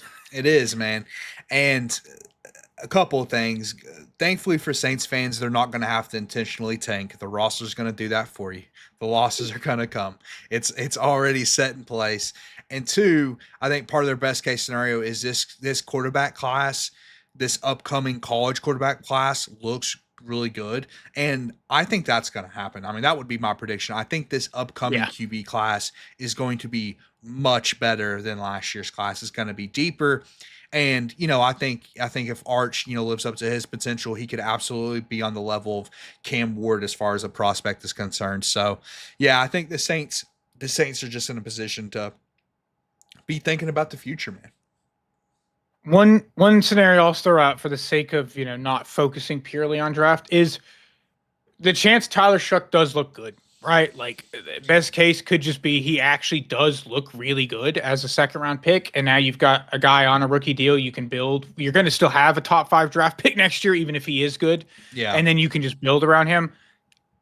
I don't have a lot of faith in that one playing out, but I'll at least throw that one out there for the sake of it. I'll say to shout out some specific players. I'll shout out the tackles, the 2 young tackles. They're a lot like the Jets. They've built, they've kind of built the offensive lineup the last couple of drafts with Kelvin Banks and then Fuaga or whatever his name is, Talise. So yeah, I mean those 2 guys are 2 guys that are young and have a ton of potential. And if you get a guy like Arch next year and you already have your bookend tackles, it's like that's a really good spot to be in. So, yeah. And then going into worst case, it's like really you just don't put yourself in position to get the quarterback, right? Yeah, like exactly. It's you just picking 4th or 5th and it's looking like a 2 QB class and you just miss out again and you're stuck. Yeah, I mean, to be honest, and this one isn't very likely either because the roster, I mean, it has some spots on it, but its worst case is probably, you could at least throw it out there that the roster actually looks a lot better, but Tyler Shuck and your QB is the problem because then you still probably end up in the same purgatory where it's like you can't, finding that QB is going to be really difficult. But yeah, it's hard to see a lot of other scenarios playing out there. Yeah, I think more specific, I think worst case would be you play yourself out of number 1, and then this upcoming quarterback class ends up being a 1 QB class like we saw with Cam Ward. Yeah. Like if Arch is like the only guy to break out, or if Nussmeier is the only guy to break out, but some other team ends up with the first overall pick and they take the guy and you don't even have a chance to trade up, that would be pretty brutal. But yeah, I just don't think winning is part of either one of these scenarios. Winning a lot's not part of either one of these scenarios. No, what I will throw out, so for best case, that I think is worth noting because we haven't touched on coaches too much, is if Kellen Moore at least looks good, right? And that could also go in worst cases, he looks like a terrible coach, but you'll probably move on anyway. But best case is probably he at least looks like a good coach, and Chuck is the problem, but you answer it through the draft. I think that would also be part of that. I'll also shout out Olave staying healthy, because Chris Olave is a good wide receiver, by the way. He's a guy that classic, he has the talent, but the injuries have caught up, and specifically the concussions. And unfortunately, again, I wouldn't put my money on that just because we know concussions are one of those things. It's like they don't get better over time; they just get worse over time. But they got him in the biggest Guardian cap I've ever seen in practice, Dakota. So maybe that's going to be enough to stay healty. I hope he wears it during games, though. And the Yeah, problem he's a too is guy Tyler that Shuck. needs to opt into that guardian cap during Oh yeah, games. and the problem could be Tyler Shuck throwing him hospital balls though. I It's mean, when true, he just man. starts pitching it to That's true. defenders and he tries to make a play That's on it and true. gets domed, it's not going to be great. So, It's not. all right, that is the NFC South. Now we'll head out east and start with the Washington Commanders. Coming off of an NFC Championship game appearance, what is the best case scenario for the Commanders? Super Bowl. That's their best case scenario. Jaden continues to be Jaden. Listen, he took a roster last year to the NFC Championship game that's incredible what he did last year, man. Just and listen, they had some, especially some older guys that kind of elevated the roster. I would say like Bobby Wagner, Terry McLaurin kind of broke out because of Jaden, and so they end up being better than we thought roster wise. However, it's still. I mean, I think we both still agree that it's not in the position that you would like it to be in. But that's how good Jaden Daniels was. Jaden Daniels was so good that it elevated what we felt like was one of the worst rosters in the NFL to the NFC Championship. So Jaden taking another step forward, being an MVP candidate, leading the Commanders on a Super Bowl run, I could definitely see that 100%, man. And part of that is these new pieces fitting in, right? Debo Samuel fits in with Terry McLaurin, and all of a sudden this receiving core looks really, really good. Laramie Tunsil fixes a lot of the offensive line issues that they've had. That would definitely be part of the best case. So they've done some things in the offseason to get better. So yeah, I think this team has a chance. I agree. Again, with the NFC, the way that it is, and any given Sunday, really, you got to take out the Lions, you got to take out the Eagles in the division, and the Rams, and I think the team can do it. I think best case is definitely Super Bowls on the table. I would say, just for me, focusing specifically on Jaden, and it, agnostic to the outcome of the season, is just Jaden doesn't have regression, right? Like, CJ Stroud took a little step back in year two after breaking out. And I think if Jaden goes out there and just looks the exact same or even gets better, I think it'd be hard not to leave this season, regardless of what happens, feeling really good because, to your, what we touched on, this roster going into last year, we were like top 5 draft pick, right? Yep. Like we were like, this team is going to be bad. And it's just like when the Texans did the same thing, where we then flipped the script, and now we're like, actually, this roster's loaded. Yeah. It's not.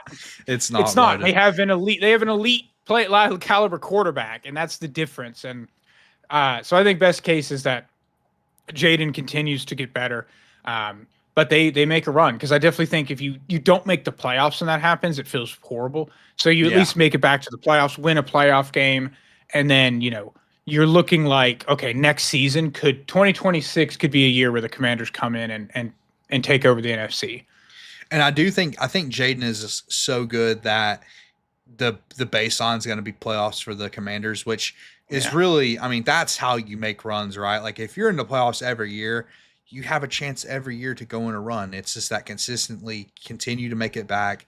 Again, a lot like the Texans and Stroud, what they've been able to do the last couple of seasons. But yeah, I mean, Jaden has a chance to be the best quarterback in the league, man. He does. He has to show it again, and that's when again we'll kind of look into the worst case, because we have to be honest. Like these guys can take a step back, but Jaden can be the best quarterback in the league. All right, with that in mind, what is the worst case for the Commanders? I mean, we've been making this comparison a lot because it just makes a lot of sense. A Stroud level step back, which in year two, which basically just means that the offense takes a step back as a whole, and maybe Jaden's not as electric as he was his rookie season, which, dude, he had the best rookie season ever. And that's, comparing it with the Stroud season or the Russell Wilson season as a rookie, the RG3 season. Like there's been a lot of good rookie seasons, but I think everyone agrees Jaden's was the best last year. Even if you take recency bias out of it, it was that good. So my point is, if you start at such a high baseline with a team that still has question marks, it's very possible that you take a step back. It is. And let's not forget they're in the same division as the defending Super Bowl champions. I mean, that's one of the tough parts of this, right? Like, even though you make this NFC championship run, you still haven't won your division. You still haven't taken that from the Eagles. So, I mean, I hate this is well, I just said their baseline's playoffs. I mean, obviously they're likely to make the wild card. I just mentioned the Eagles. Is it possible they may miss the playoffs? I highly doubt it. But they could definitely get bounced round one or round two. A lot like Sean and the Texans have done recently. So I would say that's worst case. I don't know. Commanders fans don't want to hear that. They want to hear that Jaden's going to take this big leap and he's going to continue to get better and he's just going to be elite. But you just it's just not realistic, I think, because he started so good as a rookie. Yeah, we've been hovering between 5 and 6 viewers, so appreciate people for tuning in. Feel free to shoot some stuff in the chat, interact a little bit. We'd love to see your comments. I'm going to get oddly specific. I have to. Here we go.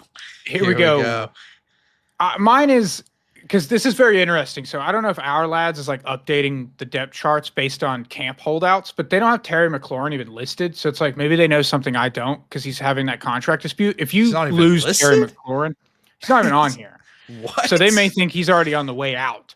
So that right there would be a problem if you let him leave. But I would say specifically, Jaden looks really good again, but the moves you made offensively and even defensively fail.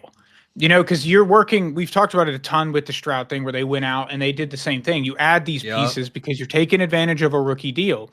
And if you completely waste a season of that, yes, you completely waste a season of that, and Jaden looked like he could have won you a Super Bowl in that season, I think that's rough. Outside of Jaden just being bad, I think Debo, injury concerns with him, or he just is a problem. Or he's old. Laremy Tunsil, he is old. Laremy Tunsil, all the locker room stuff and his penalties end up killing drives and makes Jaden's, mobility a problem where anytime he's trying to scramble, he's just getting holding penalties. And then whatever happens with Terry McLaurin, if they end up not being able to get him under contract and they lose him, that makes this receiving core look a little rough going into the season because now instead of Debo and Terry McLaurin, you now have Noah Brown and Debo or Luke McCaffrey or Michael Gallup. So I would say that Jaden looking just as good and the pieces around him all pulling the team down would be worst case for me. Yeah, all really good points about the offense and all very possible. I mean, we've mentioned the Commanders several times as offseason winners on this show, and I'll stand behind that whether they're good or not. Yeah. I think the process in the offseason was sound. However, especially if the Laremy Tunsil move doesn't work out, considering what you gave up to get Laremy Tunsil, which again I think was worth it, but if it doesn't work out, that's a part of the worst case scenario. And listen, I mean, if you go to listen to Texans fans, they're thrilled that he's gone, which makes no sense to me considering he's one of the best pass blocking left tackles in the league. But it's to your point, Dakota, it's the penalties and it's like the morale kind of thing. Because we both played football, not at a high level, but we both played football growing up, and penalties are morale killers, right? When somebody jumps off sides or holds, it can irritate an offense. So I can kind of see that being a thing, even though, again, I'm a fan of Laremy Tunsil move, and I think likely it will be a good move at the end of the day. But when we're talking worst case scenarios, I mean, you have to at least mention it as, one of those possible worst case scenarios. I also wanted to talk about the defense a little bit. I think the defense is still just straight up lacking talent. I mean, just to say that outright, like, I mean, they just brought in Von Miller, which is, a buy low on a future Hall of Famer, but like, how much does Von Miller have left? I just don't see how they're going to produce a ton of pass rush. I didn't like the Kinlaw signing in the offseason. I thought that was an overpay for a guy who hasn't really shown it. And especially with letting Allen walk. Yeah, exactly. Exactly. And that's kind of, I don't know if I like that at all. And then you also, I mean, your best player is Bobby Wagner on the defense, Bobby Wagner is getting old, man, and I know he's still good, but at some point you would think this man's going to regress a little bit just because of age. So I mean, I could see the Commanders kind of having a Bengals level season last year, Dakota, where the offense is just fantastic, but the defense is just not it. And I know Dan Quinn always raises the level of the defense, but again, I mean, it's a defense to me, dude. On paper, is still lacking talent. That's a really good point. This defense could hold them back. And worst case, maybe, they look like an offense that could go win a Super Bowl and the defense just can't stop anybody. And the other part with the worst case with the, if those moves that they made don't work out, they only have 5 draft picks next year and the year after with no second round picks. So it's like the ability to build around Jaden on that rookie deal. You're not even going to have the capital to go try to trade for other guys. You could still sign some free agents, but you could be in a tough spot there. So, all right, now on to America's team, the Dallas Cowboys. What is the best case scenario for Dak and the Cowboys? I'll save my oddly specific best case scenario for the end of this, but I mean, best case scenario is this team gets back on track from a couple years ago, especially offensively. Like Dak and CD. Yeah, and I know Dak is like a meme amongst like casual fans and stuff, and chokes in the playoffs, blah blah blah.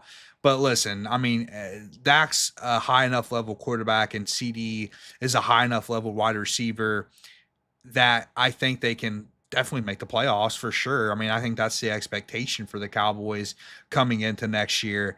And of course, you add Micah Parsons to that. I mean, Micah Parsons is probably the second best pass rusher in the entire NFL. So I mean, the defense is going to be in a good spot. But if you put a gun to my head and ask me, do I think the Cowboys can make a Super Bowl? I would say no. I would just be honest and say no, because they are, even though it is a meme about choking in the playoffs and stuff, they have yet to show that that's not an actual thing. It's like they've actually shown that in the playoffs. So maybe that's part of the best case, is that they play a playoff game and they look loose and they actually play like they do in the regular season, and they take that into January, but they haven't shown that yet. Yeah, I agree. I don't think this team can win a Super Bowl. I don't feel great about the defense specifically. I would say best case for me is almost agnostic to the outcome again a little bit. And it's that moving on from McCarthy was the right call. I think if Schottenheimer looks like a good coach and maybe you were being held back. Yeah, I think that would be a best case, is that you at least have the coach you think you can go win with, and specifically the offense. I think more focused on the offense. Dak is healthy and the offense looks good. And the George Pickens trade wasn't a disaster. The guy, him and CD can coexist as a 1-2, and the offense just looks really good. And I think that is a likely outcome because, the offensive line adding Tyler Booker, all the Tylers, 3 out of 5 dudes named Tyler, which is crazy. But the offensive line could still be good. And then the skill positions look good. Jalen Tolbert's pretty underrated. Kavontae Turpin. They still have Mingo, who's kind of a, reclamation-esque project as a former rookie. But I think offense looking really good is best case scenario, fighting for a playoff spot, maybe squeaking in. And then specifically Schottenheimer looks like you made the right decision specifically. I'll also throw out Tyler Guyton's development and talk about him a little bit. Their first round left tackle, obviously replacing a Hall of Famer in Tyron Smith when he was drafted. He has a lot of room to improve. And a guy with, I think, has the tools, but is still really young. And again, hasn't been great so far, hasn't shown greatness yet. But the Cowboys, man, are one of the best teams in the NFL at drafting offensive linemen and developing offensive linemen. So I think part of their best case scenario is this line gets back to where it was a couple years ago with all the Hall of Famers, Zach Martin, Tyron Smith, Travis Frederick. All those guys are obviously now retired. but those young guys step up and show that, like you said, all the Tylers.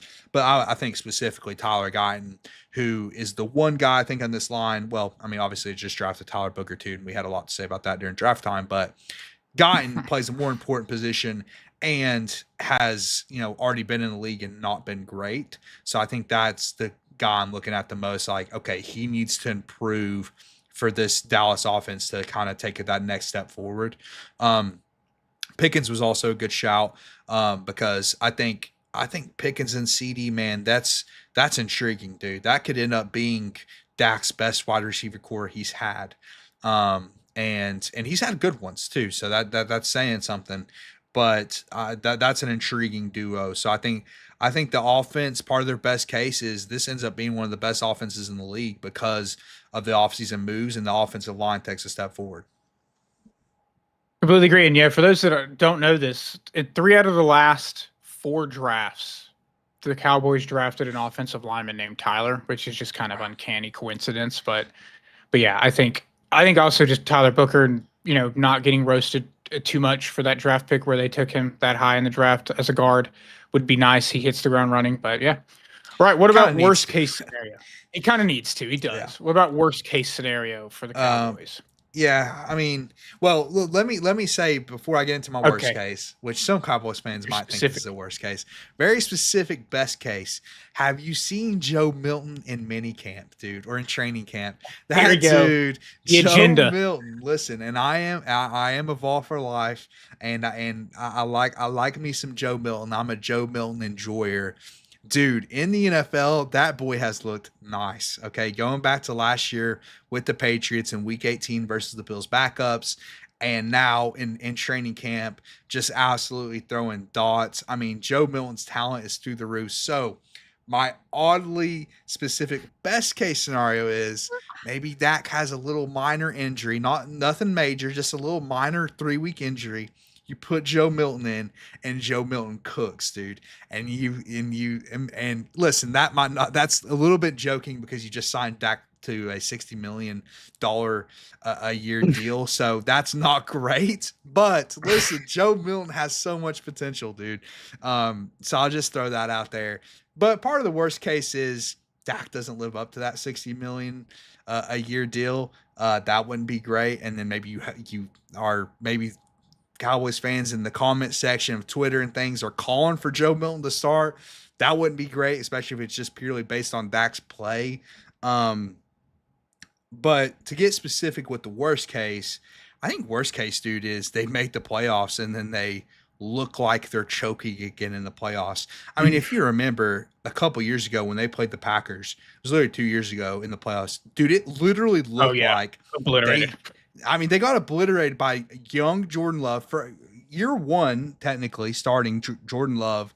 And they genuinely look like they were out there choking the game away. And I hate to use that terminology because it's what all the shouty shows use and whatnot, but it legitimately looked like that for the Cowboys. So that would be, I think, be the worst case scenario is they make it back to they have a really good regular season. Maybe they even win the division. And then game 1 in the playoffs or even game 2 in the playoffs, they look tense and they choke it away in January.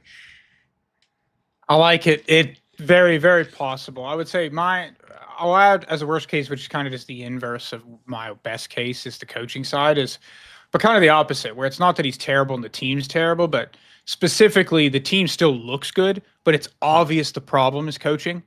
And then you look like an idiot for firing Mike McCarthy. I think that'd be a worst case for me is that you made a terrible decision at coach and you're basically wasting a season or two. Cause like hypothetically it's fine, right? When you hire the wrong coach and you can move on and get a new one, but you're wasting time. And with that, he's drafted in 2016.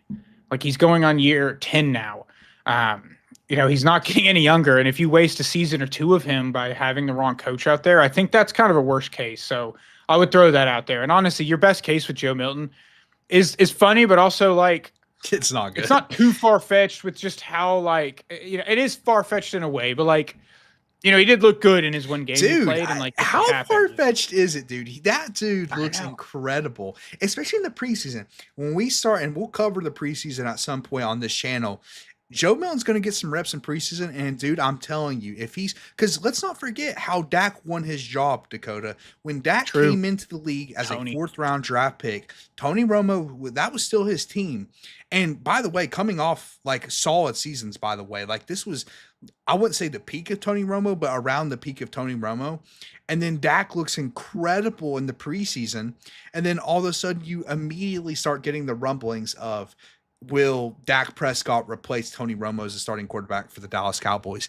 You could absolutely have that happen this preseason with Joe Milton on that roster.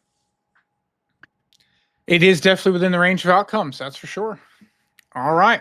Let's move on now to the defending Super Bowl champion Philadelphia Eagles. I feel like the best case is pretty straightforward for them. Pretty simple. They just won it so they could win it again. Repeat. Best case scenario is a repeat. I feel like I've taken some shots at Jalen Hurts in this show. Didn't really mean to. I just don't feel like Jalen Hurts is a top 5 quarterback. So I guess part of their best case scenario is Jalen Hurts continues to make me look like an idiot, and maybe he takes a step forward if you can even do that at this point. So yeah, maybe Hurts continues to play like he has been, and maybe even better. But yeah, I mean, best case for this team is obviously repeat, dude. I mean, they have probably the deepest roster in the league. That hasn't really changed. They've been one of the best drafting teams in the league since Howie Roseman really took over. And yeah, I mean, I don't really have a ton of specific guys to shout out on this team. I mean, they just signed Zach Bond. Zach Bond just earned his deal after being a special teamer for his entire career. He just broke out last year, and the Eagles rewarded him. I would say he continues that breakout, and he proves that he earned that money. Because as good as he was, we're always looking for, okay, you did it 1 year, but can you do it multiple years in a row? So that's one specific guy I'll shout out for a best case. He continues to be as good as he was last year. Yeah, I mean, I agree. Best case, repeat Super Bowl. I mean, I think that's the easy thing. And your point with Jalen Hurts, I think him taking a step forward, and because I mean, we PFF grade wise too wasn't great, but statistically, Jalen Hurts did not do a ton last year, like especially passing. Like he didn't even pass for 3,000 yards with AJ Brown, Devontae Smith. So I think him improving specifically as a passer would be a good part of that. And then to be honest, what I think best case is, because you've shown you can win with the current situation with Jalen Hurts, is all the rookies you drafted look good again, just like last year with Quignon and Cooper DeJean. Like if Jihad looks great, Andrew Makuba looks great, and you're just sitting here thinking, wow, we did it again. Howie Roseman did it again, and we've just got another wave of young talent coming in to fill this roster. I think that's part of the best case for them. Yeah, I agree. I also shout out their right guard. Mekhi Becton played right guard for them last year, was really, really good. They have to replace him this year. Right now, our lads has Tyler Steen as the starter.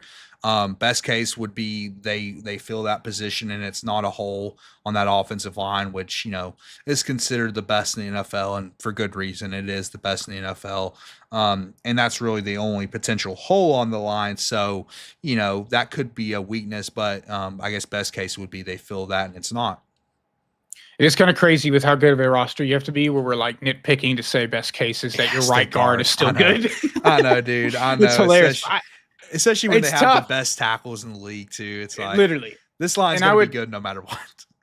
The only other, and I guess part of your point too, with like justifying contracts, is the other aspect with like Zach Bond and stuff, where it's just like if they just play like they did last year, you validate what you did. So what about worst case?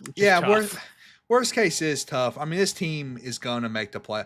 I mean, listen, I don't even think worst case is they implode again, right? We talked about that implosion a couple years ago at the end of the season where they just looked terrible. They fired both the coordinators. Sirianni basically had to convince Howie Roseman to keep his job. Like he had to convince them that he was the guy that was going to turn the ship around. I think that's not even in the range of outcomes anymore because they got over the hump, right? Maybe if they had lost to the Chiefs in the Super Bowl, maybe that would still be a possibility because it's like, okay, You keep losing to the Chiefs in the Super Bowl. You don't have a ring under your belt now. Like, I feel like the pressure is now alleviated from Nick Sirianni in particular. So I just don't see this team like taking a massive step back, to be completely honest with you. I think truly their worst case is they just get in, like the Commanders improve a lot, or like we were talking about with the Rams look really good, and they lose like a really close NFC Championship game. Like, I think that's really their worst case. Kind of like how I felt about the Niners for a few years, where it's like, the Niners will be in the NFC Championship as long as everyone stays healthy. The question will be if they win it or not. Like, that's basically where the Eagles are for me. Yeah, I completely agree. The only thing I would add is just, would again, their baseline is so high is they lost Kellen Moore as their offensive coordinator, and that was kind of what triggered, to your point, like that kind of collapse was when they lost Shane Steichen and Gannon. Like, Sure. they lost both their coordinators, and then it kind of reset their cycle. So I would say if the offense looks like it's being held back by the coordinator, I think that's part of the worst case is that you're now in a situation where you've replaced a guy that's left and it looks like he's not the answer, and you're going to have to try to go find it, and hopefully he doesn't mess things up too much. And then I guess the only other worst case I would throw out is you did let, Sweat walk, you let Milton Williams walk. And if the defensive line just isn't as good, I would say is part of the worst case. If the young guys, if Jordan Davis doesn't put it together, Jalen Carter doesn't take quite, he's already really good, but if he's not quite getting to that elite level, and Nolan Smith doesn't put it together, basically all the Georgia guys. And then if Jihad doesn't hit the ground running, I would say that that's probably part of the worst case is that the turnover you had on the defensive side, you didn't really replace it properly. Yeah, I think that's fair. But yeah, I mean, there's not a lot of bad things to say about the defending No. champs. They're still going to be great. No. I think overall, if you lose the NFC Championship, that's probably worst case for the Eagles. Yep. All right. Wrapping up the NFC East with the New York Football Giants. What is the best case scenario for the Giants? This is an interesting one because I think the real best case is Wilson plays himself to the bench early, not long enough. Like, he doesn't play bad and long enough to get Dayball and them fired, but he plays bad enough early on that Jackson Dart comes and saves the season. Like, Jackson Dart comes in maybe after week 3, Russ just looks completely cooked. Instead of letting him cook, he just looks cooked. And then you bring in Dart, and he looks like he's the guy. He's the franchise quarterback of the future that they expect him to be after trading back into the first round for that. So I think that would be their best case scenario. Again, a team, they're in a tough spot, man, because everyone in that organization is kind of on their last leg. Like, their seat is as hot as it gets. Like, they need to win now. I still think they're a year away. Even if Dart is good, I think they're a year away, even though the Giants have a ton of great young pieces, dude. Like cornerstones of the franchise and the future of this franchise, and Malik Neighbors and Abdul Carter and Andrew Thomas at tackle. Like, they have the pieces. And if it is going to be a new regime, the next regime is going to be in a really, really good spot. But yeah, I don't think there's a scenario where they make the playoffs. I just don't think they're there yet. Yeah, I agree. And I don't think I would throw their best case is to just be picking high again, because I don't think is in their best interest. I think you're right. Jackson Dart specifically getting in there earlier than later and looking good is the key there, because then you feel good about things going forward. They're definitely a quarterback driven one as well. Like a lot of the other teams we've talked about. But Dart looking good immediately, I think, brings hope towards the future, and him connecting with like Malik Neighbors early on, and it looks like they're going to be a good duo together. The other thing I would throw in as a best case is that their defensive front is the best in the NFL. And I think that's possible. That's definitely within the range of outcomes, with Darius Alexander and Abdul Carter coming in to join Dexter Lawrence and Brian Burns and Kayvon Thibodeau. Like, that defensive front could be disgusting. So I think that's part of their best case is that, defensively, you leave this season thinking we have the best defensive line in football, and then we may have our franchise quarterback in Jackson Dart. Regardless of how many games you win, That's the most important part. And you bring up a great point with the defensive line. I try to, when we bring up best case scenarios, I try to give my opinion whether I think it's like really legitimately possibility or not.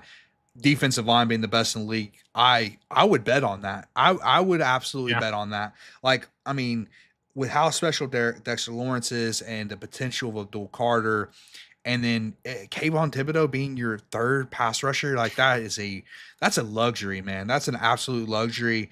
And again, this kind of goes to my point. Like this regime's in a really tough spot because I think this roster's a year away. Like, and if Jackson Dart is really good right and plays early, then they could possibly make the playoffs.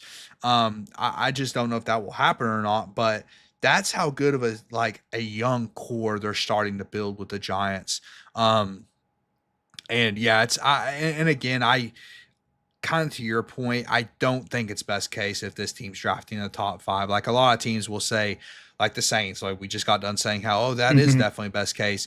Giants, I don't think so, man. It'll get everyone fired, and it won't feel good as a Giants fan. I think the Giants fans are kind of tired of that. They're kind of tired of, drafting high, and it's just, I think they want to win. They want to win. And they're close. I really think they're close.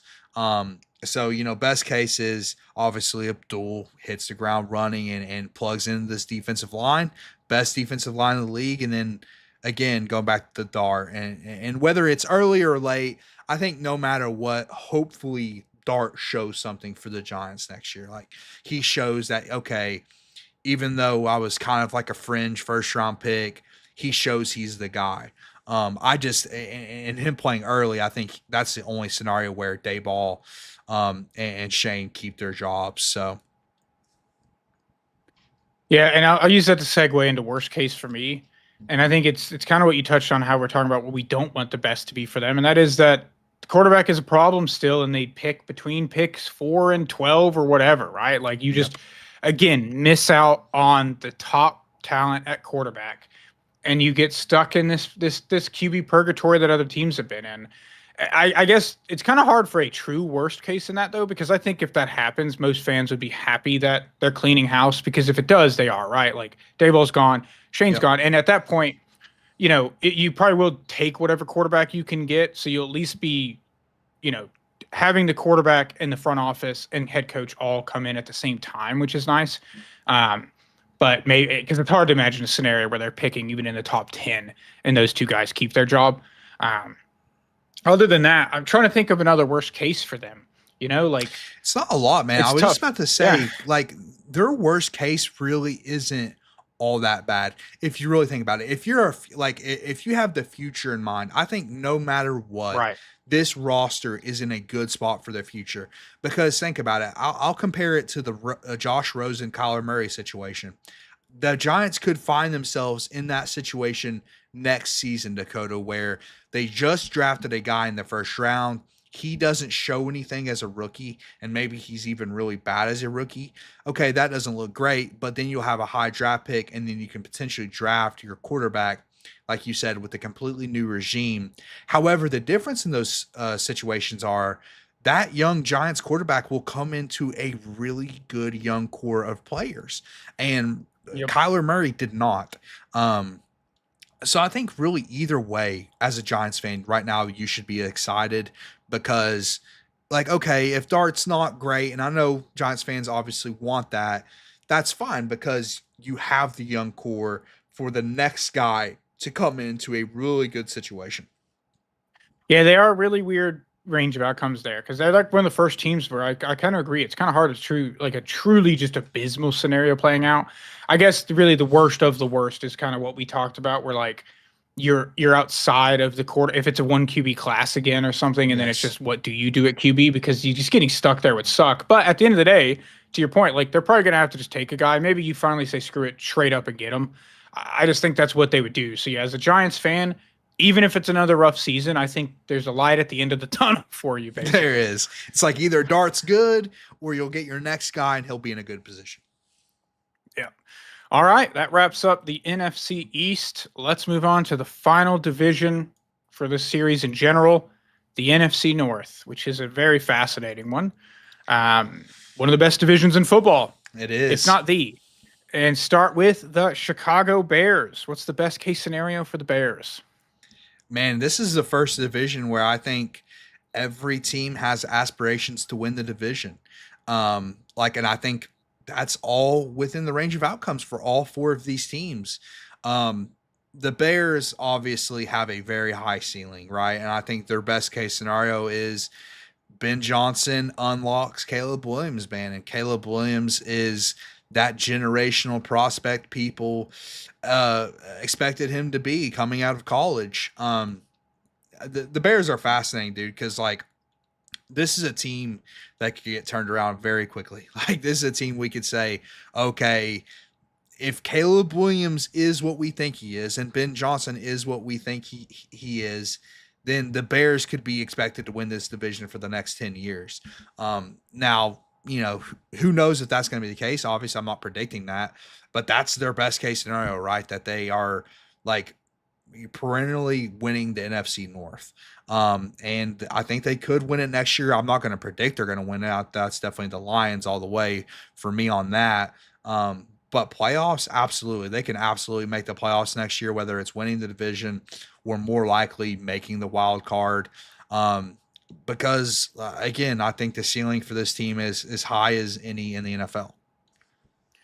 I agree. And they're another one for me that's tough where it's like I want to focus purely on the player, but I do think the seasonal outcome is important because the Bears have been underperforming what they should have with the roster that they've had. So I do think they've got to win games. But that, to your point, I think the key to that is the Ben Johnson aspect. Like if they hit the ground running with Ben Johnson, Caleb Williams breaks out, the three interior offensive linemen you added make a difference because that's probably it all is interconnected, right? Like if the O line that is fixed, that's probably going to fix Caleb.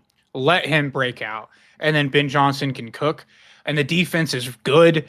I mean, yeah, best case is this team makes the playoffs, and they're trying to compete for a playoff run, and with their young quarterback, and you're going into 2026 thinking, okay, we can start to take this division over. And I definitely think that is, I won't say like I want to say not. I don't want to use the word likely because that insinuates that it could, will happen. But I do think that is very plausible for the Bears, and Yeah. it really rides on Ben Johnson and Caleb Williams' shoulders. I think part of the conversation with the Bears too has to be up front on the offensive and defensive side of the line. Offensive line wise, I think part of their best case scenario is this becomes one of the better lines in the league. Like that's how much they've Yeah, done to fix it. Plus, I think they have the two young tackles that have kind of like created this core of this offensive line that could be really good. So I think their offensive line could be one of the best in the league, which that's been one of their biggest problems. I mean, Bears fans know that going back to the Fields days, and the offensive line was just never there. And even last year with Caleb, it was like, yeah, Caleb's causing a lot of this pressure and a lot of these sacks, but the offensive line is not helping one bit. So I think that's one thing I'm looking at for best case scenario for the Bears is this offensive line improvement and defensive line. I still think the defensive line is a ways away, but they did add yeah. Grady Jarrett and Deo from the Colts, which he's a solid pass rusher. So yeah, I mean I think the defensive line can also take a step forward. I mean they added Montez Sweat midway through the year last year. I think he could be even better than he was last year. So I think both sides of the line could be a lot better for the Bears this year. Yeah, I agree.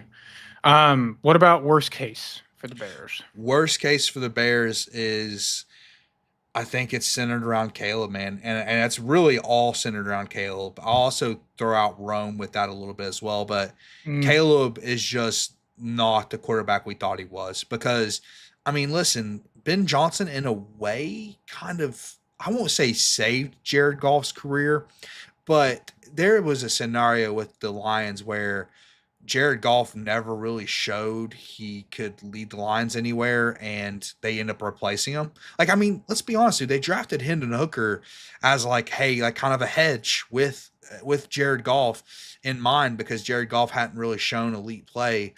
But Ben Johnson elevated that offense and elevated Goff in a way that now it's unquestioned that Jared Goff's going to be the Lions starter until whenever. So. if Ben Johnson's not able to do that with Caleb, and a lot of the same issues keep coming up, which is causing his own pressure, trying to extend plays that he was able to do in college, but he can't do in the NFL because it's just a different game. Um, that would be their worst case, dude. And I think that's mostly the worst case because otherwise, I think this roster they put him in a really good position to win. I mean, identifying a true worst is definitely that. Like I have another one that I'll throw out, which is just that like the defense, the front, specifically the defensive line holds the team back from being able to really succeed. But again, you can recover from that going forward. It is just Caleb. Yeah. If quarterback is still a problem for this team, that it's going to be a tough situation for Bears fans to be in, specifically from going from Mitch, looking there for like a brief moment. He could be the guy. Pro Bowler, Mitch Trubisky. He's a Pro Bowler, dude. He is. Put it on the resume. And then Justin Fields coming in and just, you just have always been left longing at QB because the team has actually been pretty solid. Like the offensive line has let them down for sure, but the talent has been there, and there's been the teams just never put it together, and quarterback was the reason why. So yeah, I agree. And maybe it's specifically something with him and Ben not being on the same page. And maybe part of the worst case is Ben Johnson just not a good head coach, Yeah. Like Campbell's a fantastic motivator in that style, and maybe Ben Johnson's style and philosophy just does not translate to being a head coach. And maybe the worst case part of that is Caleb still looks like he could get there, but the coaching is the problem still, and you're just putting yourself back into a hole you were already in. I mean, that's very possible, dude. We always think we know the next great head coach, and it seems obvious sometimes, but I mean, people get that wrong all the time. Let's not forget that Dan Campbell's story was his opening press conference and, bite him in the kneecaps and all that. People were not a fan of all that, dude. People did not think Dan Campbell was going to be a successful head coach. So you just never know who's going to be the next great head coach, even if it seems obvious, like, oh yeah, Ben Johnson was such a fantastic coordinator. Of course he'll be a good head coach. Arthur Smith kind of falls in the bucket of, hey, this guy was a fantastic coordinator with the Titans and ends up being a head coach, and it just doesn't work because it's a completely different job. I think that's unlikely, to be honest with you. I do, but it's possible. And also, I think part of the worst case is Rome continues not to develop. Like, Rome was extremely hyped coming out of college. I mean, people thought he was right there with Marvin Harrison and Malik Neighbors last year in the draft. So if he doesn't take a step forward, which again, I'm optimistic on the Bears, so I think he will. But it's possible. I mean, he didn't show it as a rookie, and so it's possible he doesn't show it as a sophomore as well in the league. So yeah, I think a lot of the worst case scenario is just based around the quarterback and the pass catcher in particular, Rome Odunze. Yeah, I would also add in Colston Loveland doesn't look good. You wasted a top 10 draft pick on a tight end who ends up not being very good. Was a bit of a shocking pick at the time. I would throw that out there. And then we have some breaking news. It's not massive, but the Raiders have released Christian Wilkins. Wow. And he's apparently fine. Apparently, recovering from a Jones fracture, and because of how Wilkins has treated the rehab from his injuries, the Raiders voided the remaining $35.2 million of guaranteed money left on his contract last month. So interesting one there. Tough news for the Wilkins family, brother. Oh my goodness, $35 million down the drain. That's brutal. I mean, honestly, a guy that I think could make an impact on a roster. I think he still has something left. The rehab stuff, that is a little weird. I didn't even know he was rehabbing that. Sucks he lost out on the $35 million. That's brutal. For sure. All right, let's move on now to the Detroit Lions. Best case scenario for the Lions. Oh, man, I think best case is they get over the hump, right? And they make the Super Bowl that they've been wanting, dude. This roster is honestly star power wise. I don't think they're as deep as the Eagles, and I think they have more holes, especially now that Frank Ragnow retired. But star power wise, the Lions probably have the best stars in the league. our check the mic guys were doing the top players under 25 recently, top 25 Mm. under 25. And there was like 6 Lions on the list. It's just like loaded with Lions players. Um, so listen, this team's still going to be good. They're still going to be competing for the playoffs. I think they'll win this division. At some point, we'll get into predictions. I think the Lions will win the division this year. And I think they can still. I think their window is not closed. I think they can absolutely still make a run in the playoffs. They just, they have to find a way to do that. And I don't think there was anything last year in particular that was like, oh, this is the reason they didn't go on that run, right? I can't like name one in particular thing. I think they just ran into a rookie who was really, really good. And of course they had the defensive line issues, which a part of that I think will be fixed. I mean, Aiden Hutchinson being back is like, to me, it's not even really noteworthy because you were missing your best player. So I think Aiden Hutchinson being back will improve this defensive line greatly. And yeah, best case, they make their Super Bowl run, dude. Yeah, I agree. And, the defensive line was an issue towards the end of the season, but yeah, I agree in terms of like the Commanders game, it's hard to pinpoint like something that was a problem and that, they just had their worst game of the season basically. Um, what's very interesting is Tate Ratledge is now projected to be the starting center, and it does make me wonder, was that draft pick, did they have knowledge that Frank Yeah. could be retiring now? Looking at this, it's like, were you going to have him come start at guard, or was the plan always for him to come be your center? I don't know. So that's an interesting one. They have Miles Frazier that they drafted as well. So yeah, interesting, nonetheless there. But I completely agree. Super Bowl is the best case for this team. I mean, I would say also adding that is Jared Goff just continues to play really well like he has. You've got your franchise quarterback. And then it would be part of the defense. The defense holds up their end of the bargain, and the defensive line looks good doing it, and the team is just all around great. Tyreek Williams hits the ground running as a rookie. But yeah, I mean, another one of those easy ones where like they've been competing for it, so like it's just a matter of getting over that hump and getting it done. Part of it is they replace their coordinators, right? And that's a seamless transition. That's definitely be the conversation, the worst case.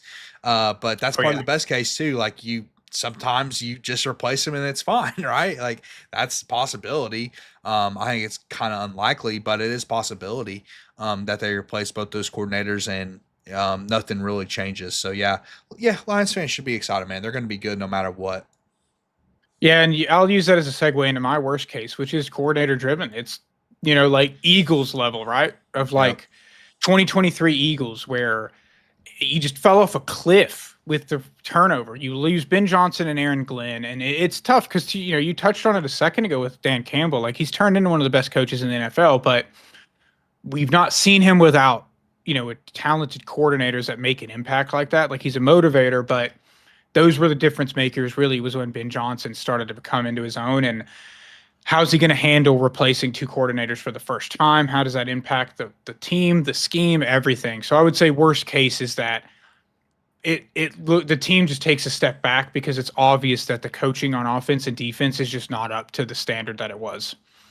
I'm surprised you didn't hit me with the specific worst case. Ben Johnson leads the Bears to the NFC North title. I think that's probably. I think I mean, Lions that's fans, definitely, that would hurt. yeah. That would hurt quite a Or bit. Super Bowl.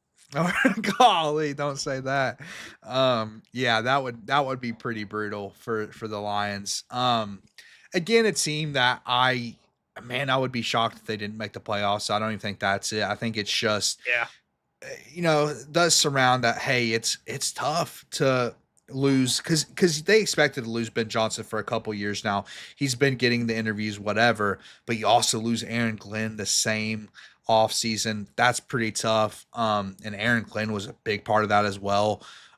So yeah, it's gonna be tough, man, for the Lions.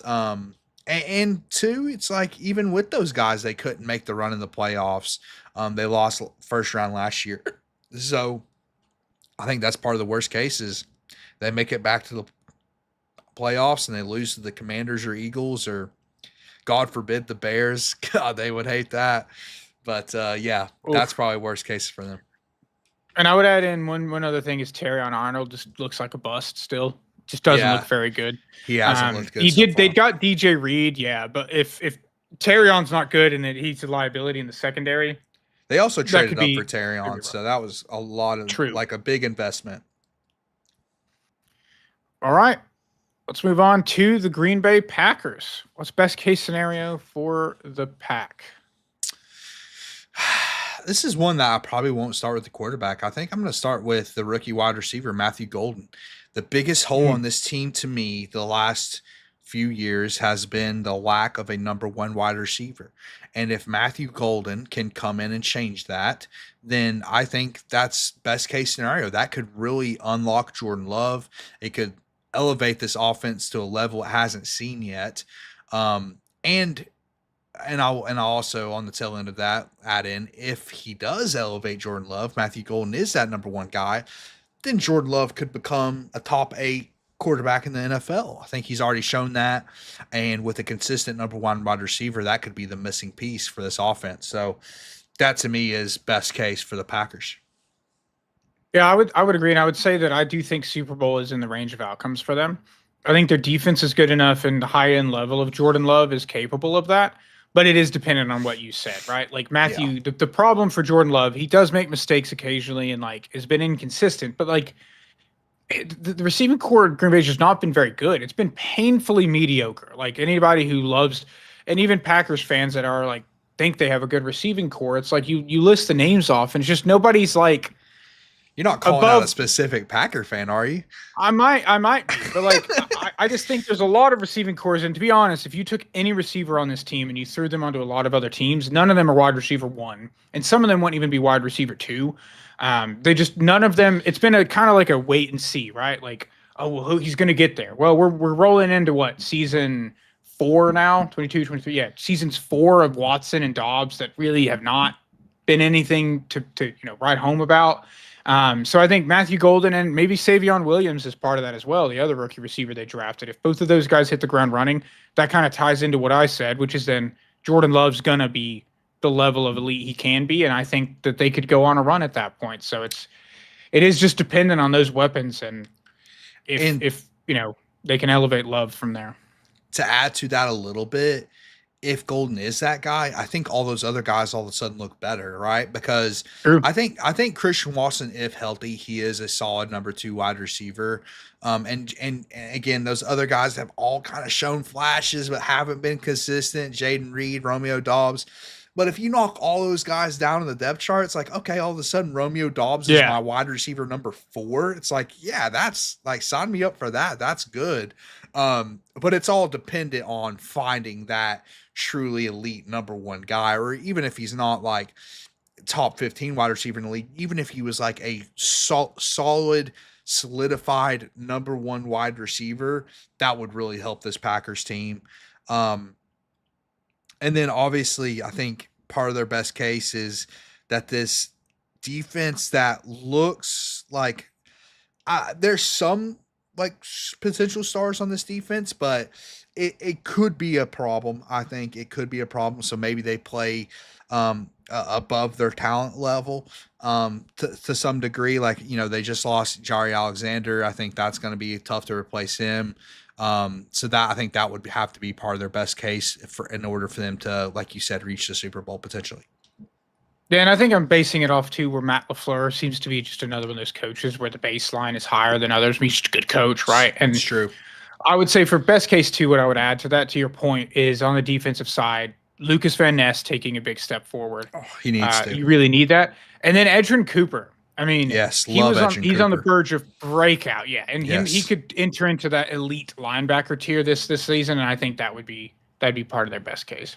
It's true. I think Edgerrin Cooper can be a star. I think that is a specific guy I'm looking at. And it's like we could come out of next year saying he's a top 5 linebacker in the league. Absolutely. All right. What about worst case scenario for the Packers?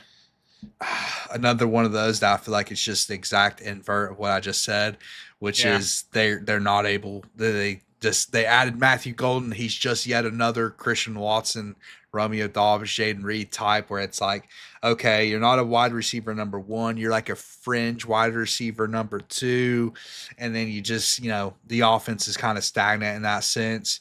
Part of their worst case, which I really should be saying this about every team in this division, is, well, actually, I will specifically point out the Packers with this point, because it does feel like every other team in this division, specifically the Bears and Vikings, got a whole lot better. I don't know if I can say that about the Packers. Like, that's just, the division as a whole is on the rise. Like, you have the Lions, who have been kind of dominating the division the last 2 years, and then you have the Bears and Vikings, who look like they're just getting a lot better. They're adding a ton of talent. And then you have the Packers, who have just kind of like, they're not where the Lions are, which is winning the division, and they're not where the Bears and Vikings are, which is adding a lot of talent. They're kind of in this position where they're like, okay, let's hope the status quo gets us over the top, and let's hope this one draft pick of this one wide receiver is enough. And it's like, that's I don't know if that's a bet I would take. I like that a lot. Yeah, I think worst case is that they get left behind.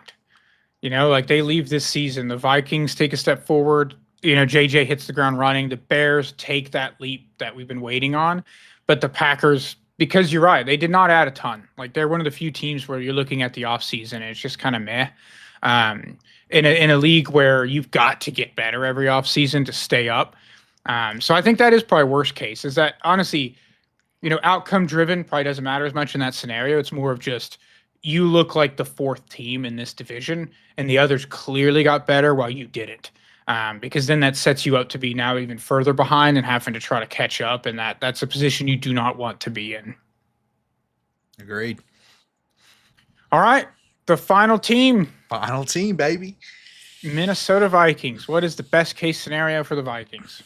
Well, kind of like you were saying earlier, the QB whisperer whispers to the young J.J. McCarthy, and he hits the ground running, man. I mean, that's the best case scenario. And I think I got pep in my step because I think it's very possible. I mean, you're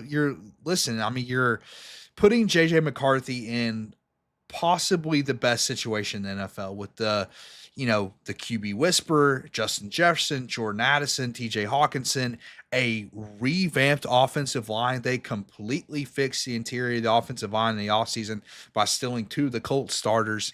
Trust me, I know all about Thanks, that. AR. Yeah, thanks. Yeah, thanks. Yeah, I think we actually talk about that in the AFC episode. So if you want to go hear that, or no, it's the QB battle episode. Go watch our latest QB battle episode where we talk about that a little bit. But yeah, dude, I mean, this offensive line, dude, the Vikings offensive line could end up being one of the best in the NFL with the revamped interior. And then the best group of pass catchers in the league. I'll keep saying it. I think Jordan Addison would be a number 1 on 15 teams in the NFL, 16 teams in the NFL. But he's the backup to the best wide receiver in the NFL. And then a defense who Brian Flores just has good, like, they're feisty every year, no matter what the talent is. And I think the talent's getting better. Like, the pass rush has got a whole lot better.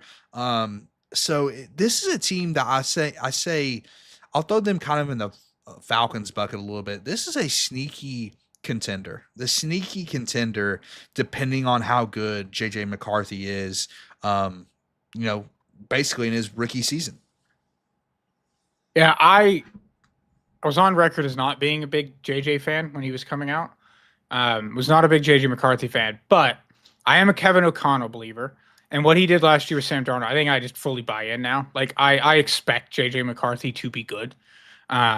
And I do think best case then means competing for this division and more. Like, this team is loaded. We saw what they could do last year with Sam Darnold, right? Like, we saw this was a 13-win team competing for like the number 1 overall seed in the NFC. And you're right. I think they got better. They got better. The interior offensive line with the 2 Colts players, and then drafting Donovan Jackson. The offense could be elite again. And then defensively, adding Jonathan Allen, Javon Hargrave, a little bit older guys, but pairing them alongside Grenard and Van Ginkel, who played really well last year, and still have Dallas Turner as a second-year player. Best case is they win this division and they make a run in the playoffs. Like, it really is. And specifically, JJ looks good while doing it, which obviously that has to happen for them to make a run. But I think that's definitely within the range of outcomes for them. Not a lot of holes on the roster. I'll just throw that out. I mean, outside of the secondary, which I think still needs a lot of work, it looks like Yeah. a really good team, man. Like I'll say, the final thing I'll say with best case is the best case is if JJ McCarthy is good, this is the best offense in the NFL. Like I truly believe that the offense is absolutely loaded.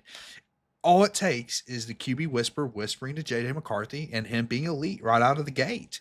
And I think JJ was definitely there was a tier last year in that QB class with Caleb and Jaden and even Drake May kind of separating themselves from the rest of the guys. But I mean, JJ McCarthy, a national championship winning quarterback, a guy who wasn't really asked to do a ton in college. So it's kind of hard to I don't know, hurt him for knock him for that. It's like Mhm. if he is asked to do more, we just don't know yet because he never was asked to do it. So he could elevate his play when asked to do more, especially when you are given the offense that we just went through. So yeah, I agree, man. I mean, Vikings could be really, really good. I completely agree with that. And the other thing too worth noting is they signed Rondale Moore, and then they drafted Ty Felton out of Maryland. Be very curious to see what Kevin O'Connell does with him because it could make the offense again even more electric with a couple other weapons in there for JJ. All right, worst case scenario for the Vikings. Another QB centric team. I mean, really, to me, the only true worst case scenario is JJ McCarthy isn't good because that's the only way this team's not going to be good. I mean, true, it's the only way. Outside of again, we're not going to mention injuries unless it's relevant, and it's not relevant with this team. So JJ not being good is the only way. I don't see this team being good. Outside of the secondary, which I just mentioned, maybe the secondary is so bad that the defense as a whole is such a liability that it doesn't really matter that JJ's good, but I don't really see that being the case because, again, Brian Flores is the guy that elevates the defense. So, yeah, man, if JJ's not good, that's worst case for the Vikings team. Yeah, I will throw out injury just because of JJ coming off of the injury. If Sure. he is just an injury-prone guy now? That would be That's fair. unfortunate. That's fair. You may never know what you had in your guy. That would suck for the Vikings. Yeah. But then, yeah, I think within the ranges, maybe he isn't just that good. But then I think the secondary is probably worst case for me because they've been a problem for a minute. They've drafted some guys consistently to try to fix it, and it's just not worked. And they have Jeff Okudah starting right now. Yeah, I was looking at that reclamation project round 2 for him now after leaving the Lions. So I think the secondary could be a problem, and it could be like last year again, where you make it to the playoffs rather than the offensive line kind of imploding and costing you a game. The secondary could just get torched by one of these high-powered offenses in the NFC, like the Lions or the Eagles or the 49ers, and you're just left thinking, we didn't get it done. So also, surely at some point, Harrison Smith will fall off a cliff with how old he's getting. So that's seen a 2012 drafted year on there is phew. Yeah, it's wild, man. It's wild. I mean, he's still playing good right now, but you never know. Yeah, it's happening. It's going to happen at some point. The other thing I would throw out as a worst case potentially, I mean, it's all kind of defense driven because it's good with the situation you have on offense, kind of hard not to be good. Is that the signings they made and drafted, with Hargrave and Jonathan Allen, the interior of the defensive line is just not good, and is a liability. Yeah, that's a position that we were looking at in the draft and saying, hey, they need to draft interior defensive linemen or get better at that position. And they're kind of relying on 2 guys that were really good players at some point, but their latest play wasn't good. Like it wasn't elite. So, it's possible that they miss on both those guys as well. I think they were a popular landing spot for both of us, for Kenneth Grant and Derek Harmon. Exactly. Yeah. So, yep. All right. That is the NFC North and wraps up the NFC and in total, the best and worst case scenarios. Brother? Every NFL team. Yeah.